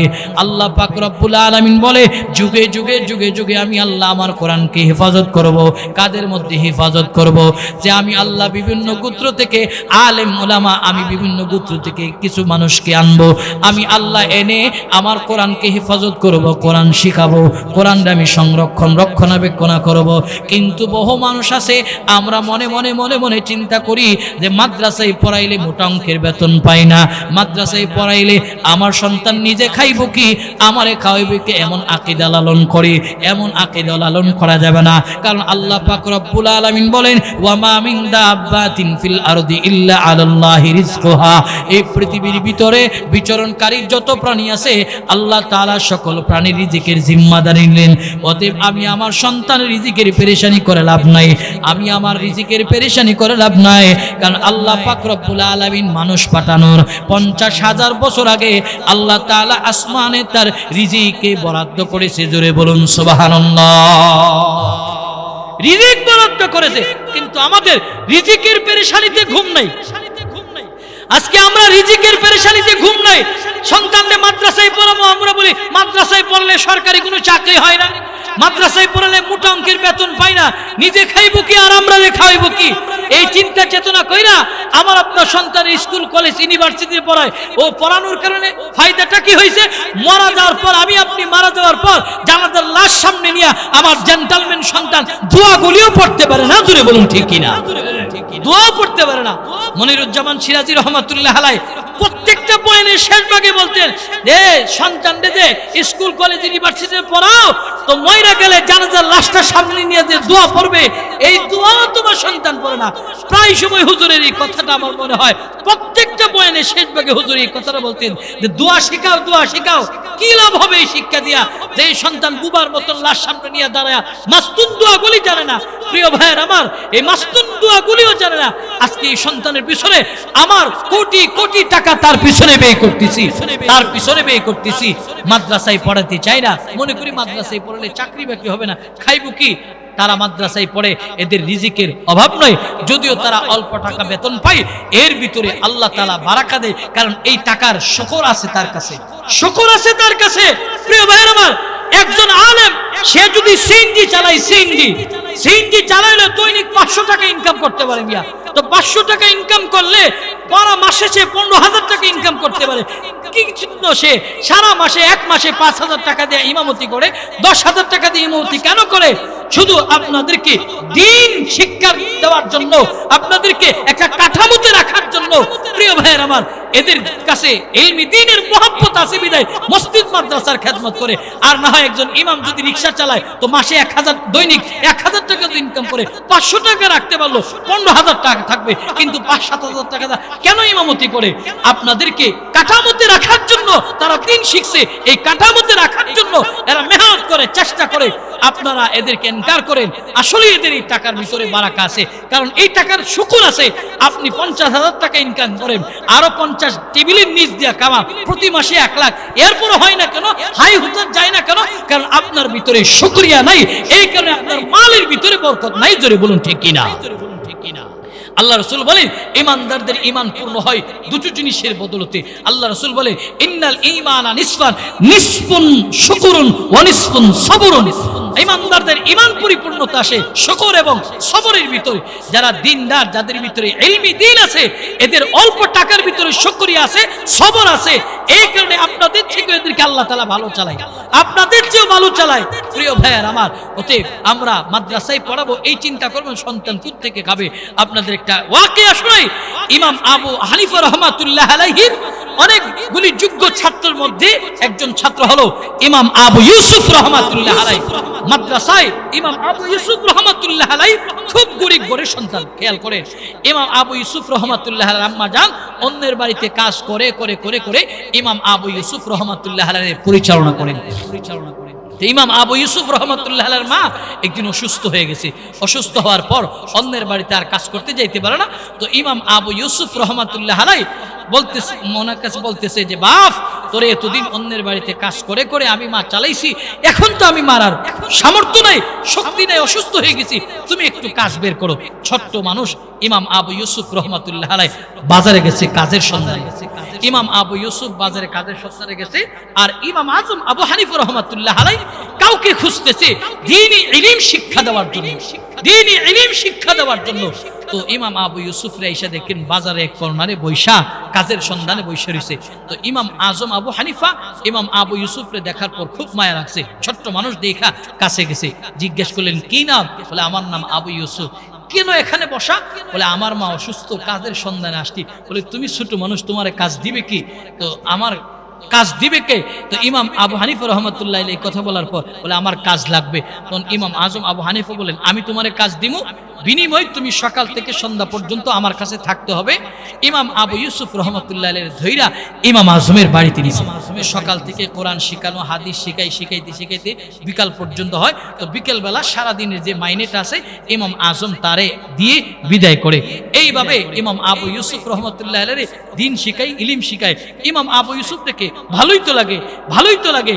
এই ইলমি দিন শিক্ষা করতে করতে করতে করতে ইমাম আজম আবু হানিফার কাছে তিনি যোগ্য আলেম হিসাবে, ইমাম আবু ইউসুফ যোগ্য আলেম হিসাবে গঠন হয়ে গেল। ইমাম আবু ইউসুফ রাহমাতুল্লাহ আলাইহির পরের জিন্দেগির ইতিহাস কি খেয়াল করেন। আমরা যে মনে করি সন্তানদের আলেম বানাবো, খাইব কি, আমারে খাওয়াইব কি? তাদের খানার অভাব নাই, তাদের কয়েক আইটেমের খানা থাকে, এরপরও তারা খায় না। ইমাম আবু ইউসুফ রাহমাতুল্লাহ আলাইহি 783 হিজরি সনে খলিফা মাহদি আল মনসুরের শাসন আমলে 783 হিজরি সনে তিনাকে খলিফা আল মাহদি মনসুর তার দরবারে, রাজ দরবারে কাজী তথা লোকাল বিচারপতি হিসাবে ইলম থাকার কারণে, দিন থাকার কারণে তারা লোকাল বিচারপতি হিসাবে নিযুক্ত করলেন। জোরে বলুন আল্লাহু আকবার। খলিফা আল মনসুরের শাসন আমলে যখন লোকাল বিচার হতে হলেন, তারা খানার অভাব নাই। ইমাম আবু ইউসুফ রাহমাতুল্লাহ আলাইহির খানার অভাব নাই, চতুর্দিকে টাকা পয়সার অভাব নাই। এর নবীর উম্মতের দল, গরিব ঘরের একজন সন্তান ইমাম আবু ইউসুফ রাহমাতুল্লাহ আলাইহি ইমাম আজমের কাছে ইলমি দিন শিকার কারণে দামে হয়ে গেল। সবাই তারে মূল্যায়ন করে। ইলম যার ভিতরে আছে সবাই তাকে মূল্যায়ন করা লাগবে। সে ছোট হোক আমার বয়সে ছোট হোক, কিন্তু তার কাছে দামি জিনিস আছে ইলম, তাকে মূল্যায়ন করা লাগবে। মসজিদের ইমাম আমার বয়সে ছোট হোক, তারে মূল্যায়ন করা লাগবে। মুয়াজ্জিন ছোট হোক, মূল্যায়ন করা লাগবে। আমার মাদ্রাসার আসাদে ইকরাম উস্তাদ যারা আমার ছোট হোক, মূল্যায়ন করা লাগবে। তার কাছে ইলম আছে, ইলম আছে, সে সম্মানিত ব্যক্তি। মুসলমান মুমিনেরা খেয়াল করেন, আবু ইউসুফ রহমাতুল্লাহ আলাইহির পরের ইতিহাস, বাদশাহ হারুন রশিদের শাসনামলে ওই আবু ইউসুফ রহমাতুল্লাহ আলাইহিকে তখন প্রধান বিচারপতি হিসেবে নিযুক্ত করা হলো। বাদশাহ হারুন রশিদের শাসনামলে প্রধান বিচারপতি নিযুক্ত হওয়ার পর বাদশাহ হারুন রশিদ রহমাতুল্লাহ আলাইহিকে তার খাদেমেরা সুন্দর করে রাত্রেবেলা খানার আইটেম বানাইয়া দিয়ে আসে। বাদশাহীদের খাবার, তৎকালীন সময়ে রাজা বাদশাদের প্রধান যে খাবারটা ছিল সেটা হলো ফালুদা। বর্তমানে আমরা ফালুদা খাই বিভিন্ন ফলের আইটেম দিয়া, এরপরে ফালুদাটা তৈরি করা হয়। রাজা বাদশাদের সেই খাবার ছিল ফালুদা। ইমাম আবু ইউসুফ রহমাতুল্লাহ আলাইহি যখন বাদশাহ হারুন রশিদের দরবারে কাজী তথা প্রধান বিচারপতি জাস্টিস বাদশাহ হারুন রশিদের দরবারে খাদেমরা যেইমাত্র ফালুদা বানায় পেশ করলো, ফালুদা বানায় পেশ করার পর বাদশাহ হারুন রশিদ রহমাতুল্লাহ আলাইহি বললেন, আমার দরবারে একজন আহলে ইলম আছে, আমার কাছে আহলে ইলম আছে, আমার দরবারে যিনি জাস্টিস প্রধান বিচারপতি আবু ইউসুফ, আমার তোমরা ফালুদা দিয়েছো একটা। শোনো শোনো, আমি ফালুদা খাই প্রতিদিন, কিন্তু আমার বাড়িতে একজন আহলে ইলম আছে, তার কিন্তু ফালুদা একটা দিও না, আগামী কাল থেকে তারে ফালুদা দুইটা দিবা, দুইটা দিবা। মুহতারাম হাজিরিন খেয়াল করেন, ইলম শিক্ষা করার কারণে সম্মান আর ইজ্জত আল্লাহ তাআলা এত বাড়ায়া দিল। ইমাম আবু ইউসুফ রহমাতুল্লাহ আলাইহির কাছে পরের দিন রাতের বেলা ফালুদার প্লেট যখন চললো, দুইটা ফালুদা সামনে রাখা হলো। এর নবীর উম্মতের দল, যুবক মুরব্বী, পর্দার অন্তর আম্মা জানেরা, ইমাম আবু ইউসুফ রহমাতুল্লাহ আলাইহি এই খাবার দেখার পর চোখের পানি ছেড়ে ছেড়ে কান্না করে করে বললেন, আমার মা আমারে পাঠাইছিল কাজের সন্ধানে, আমার উস্তাদ ইমাম আজমের সাক্ষাৎ পাইয়া আমি তার কাছ থেকে ইলম শিখেছি। এই ইলম শিক্ষা করার কারণে আজকে আমার সম্মানের অভাব নাই। আমি ছিলাম লোকাল বিচারপতি, এখন আমি প্রধান জাস্টিস, প্রধান বিচারপতি। আজকে আমার সম্মান আর জায়গাটা আমার উস্তাদ ইমাম আজমও দেখে যেতে পারলেন না, আমার মাও দেখে যেতে পারলেন না। ইমাম আবু ইউসুফ রহমাতুল্লাহ আলাইহি খাবারের দিকে তাকিয়ে তাকিয়ে তাকিয়ে তাকিয়ে কান্না করতেছে, কান্না করতেছে। খাদেমেরা জান শিখবে, আমার সন্তান আদর্শের কাঠামোতে থাকবে। কারণ মাদ্রাসার আসাদে ইকরাম যদিও অল্প টাকায় বেতন পায়, মসজিদের ইমাম অল্প টাকায় বেতন পায়, এরপরও তাদের কাছে আদর্শ শিক্ষা থাকার কারণে তাদের মা বাবাকে বৃদ্ধাশ্রমে দিয়ে আসে না, তাদের মা বাবাকে রাস্তায় ফেলায় আসে না, তাদের মা বাবাকে হসপিটালের বেডে ফেলায় ভাইগে আসে না, বরং অল্প টাকা দিয়ে সে নিজেও চলে, পরিবার চালায়, তার ফ্যামিলির সবাইরে চাহাত পূরণ করে চলায়। এই কারণেই বলি, আপনি আপনার সন্তানকে আদর্শ কাঠামোতে রেখে যান। যেই সন্তানকে আদর্শ কাঠামোতে তৈরি করলে আমাদের কষ্ট দেবে না, এমন আদর্শ সন্তান যদি তৈরি করাইতে চান, তাহলে ছয়বাড়িয়া মাদ্রাসায় আমার আপনার একটা সন্তানকে ওয়াকফ করে দিতে হবে। জোরে বলুন ঠিক কিনা? কারণ আদর্শ সন্তান তৈরি হয় এ সমস্ত মাদ্রাসায়। দেখেন না, আজকে বৃদ্ধাশ্রমগুলি তালাশ করবেন, গিয়া দেখবেন কোন হাফেজে কোরআনের মা নাই, কোন আলেমের মা নাই, কোন মুফতি মুহাদ্দিস শাইখুল হাদিসের মা বাবা নাই, খালি দেখবেন জেনারেল শিক্ষিতর মা বাবা। কেন? বলে ওই যে আদর্শ শিক্ষা আপনি দিতে পারেন নাই। বহু ঘটনা আমাদের সামনে আছে যে বাবার সম্পত্তি, দেখেন বাবার সম্পত্তি ভাগাভাগির জন্য সন্তানরা 3 দিন পর্যন্ত লাশ এই জমিনের উপরে রাখে, সম্পদ ভাগ করে নিব। বহু ঘটনা এমন দেখি আমরা যে বাবার সম্পত্তি বন্টন করে নিয়া বাবারে হসপিটালের বেডে ফেলা সমস্ত সন্তানরা ভাইগা যায়। এই এদের কাছে আদর্শ শিক্ষা নাই। প্রিয় ভাইয়ের আমার, আজ পর্যন্ত কোন আলেম বাবারে জমিনের উপরে রাখা সম্পত্তি ভাগ করতে চাইছে এমন নজির নাই। কিন্তু জেন্টলম্যান সন্তান জেনারেল শিক্ষিত এমন পাওয়া যায়, সম্পত্তি ভাগের জন্য 3 দিন বাবারে জমিনের উপরে রাখছে, এমন ঘটনা পাওয়া যায়। হসপিটালের বেডে শোয়া রাখছে, ফালায়া ভাইগা চলে আসছে, কিন্তু আলেম আসে নাই কেন? কারণ এদের কাছে আদর্শের শিক্ষা আছে। এই কারণে আমার আপনার সন্তানকে আদর্শের শিক্ষা দিতে হবে। আদর্শ শিক্ষা কি? যে কোরআনের শিক্ষা। এই কোরআনের শিক্ষা যদি দিতে চান তাহলে এই মাদ্রাসায় আমার সন্তানদেরকে পড়াইতে হবে। আপনি জেনারেল শিক্ষিত, জেনারেল লাইনে পড়াবেন তো, কিন্তু আগে আপনি কাঠামো তৈরি করেন। কাঠামো তৈরি করেন। একটা বিল্ডিং নির্মাণ করতে গিয়া ফাইলিং এর প্রয়োজন হয়, এরপরে পিলার গাঁথনি দিতে হয়। পিলার যদি 10টা থাকে ইঞ্জিনিয়ার ড্রয়িং এর ভিতরে, আপনি যদি 9টা দেন বিল্ডিং দুর্বল হবে। ঠিক আপনার সন্তানদের আদর্শের কাঠামোতে রাখতে চান তো কোরআন এবং সুন্নাহ শিক্ষা যদি না দেন, যতই কাঠামো থাকো, যতই গঠন করা হয়, তার কাঠামো ঠিক থাকবে না। ব্যক্তি ফাউন্ডেশন দিতে হবে, কোরআনের ফাউন্ডেশন, ব্যক্তি ফাউন্ডেশন দিতে হবে, দ্বীনের ফাউন্ডেশন। এই কারণে বাপ পায়ে ধরে বলি, সন্তানদের আদর্শবান বানাইতে চাইলে মাদ্রাসায় দাও, মাদ্রাসায় দাও। যুবক ভাই, সন্তান নিজের ভাইকে মাদ্রাসায় পড়াও। বাবার 5টা সন্তান আছে, অন্তত 2টারে মাদ্রাসায় দেন, বাকি 3টারে স্কুলে পড়ান, কলেজ ইউনিভার্সিটি পড়া, 2টারে মাদ্রাসায় দেন। কারণ মাদ্রাসায় দিলে লাভটা হবে কি, যখন আপনার মাদ্রাসা পড়ুয়া সন্তান শুনবে বাবা অসুস্থ, বাবা অসুস্থ, তো আপনার খবর আপনার পাশে আইসা তিলাওয়াতে কোরআন করবে। তিলাওয়াতে কোরআনের কারণে আপনার সাকরাতের হাজাত একটু আসান হবে। প্রিয় ভাইয়ের আমার, মাদ্রাসায় পড়াইলে, মাদ্রাসায় ছেলেকে আদর্শ শিক্ষা দিলে প্রতিটা মোনাজাতে মা বাবার জন্য দোয়া করবে, প্রতিটা জায়গায় মা বাবার জন্য দোয়া করবে। এমন একটা দোয়ার হাউস আপনি তৈরি করে যান, দোয়ার একটা ব্যবস্থা আপনি করে যান। কিন্তু আমরা এই ব্যবস্থাটা করতে পারি না। প্রিয় ভাইয়ের আমার, আমাদেরকে আদর্শের কাঠামোতে রাখতে হবে, সন্তানদেরকে কোরআনের শিক্ষা দিতে হবে। আমরা উত্তম রূপে, উত্তম ভাবে আল্লাহর সান্নিধ্যে যেতে হবে। প্রিয় ভাইয়ের আমার, কোরআন এবং সুন্নাহ মোতাবেক আমাদের জীবনকে পরিচালিত করতে হবে। কোরআন এবং সুন্নাহ মোতাবেক যখন নিজেদেরকে পরিচালনা করব, তো আল্লাহ তাআলার কাছে দামি মানুষ বনবো। এক কথায় কোরআনের সংস্রব থেকে আমরা নিজেদেরকে দূরে সরাইব না। যেখানেই কোরআনের মজমা হবে, যেখানে কথা হবে, এখানেই যাব, বসবো, আমাদের জীবনটাকে কাজে লাগাবো, অবসর সময়টারে কাজে লাগাবো। আল্লাহ রাসূল বলেন, ওয়াফারাকা ক্বাবলা শুগলিক, অবসর সময়ের কদর করো কর্মব্যস্ততা আসার আগে আগে।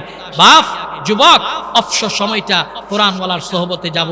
আমি 5টা সূরা শিখবো। নামাজ পড়তে গেলে দৈনিন্দন আমার 5 ওয়াক্ত নামাজ পড়তে গেলে তিলাওয়াতের প্রয়োজন হয়। আমরা অনেকেই সূরা কালামগুলি জানি না, তো আমার অবসর সময়টা এদের সংস্রবে কাটাবো, তিলাওয়াতে কোরআন মুখস্থ করে 5টা সূরা মাসনুন দোয়াগুলি শিখবো। প্রিয় ভাইয়ের আমার, এদের কাছে গিয়ে আমরা আমাদের হায়াতের অবসর সময়টা কাটাবো।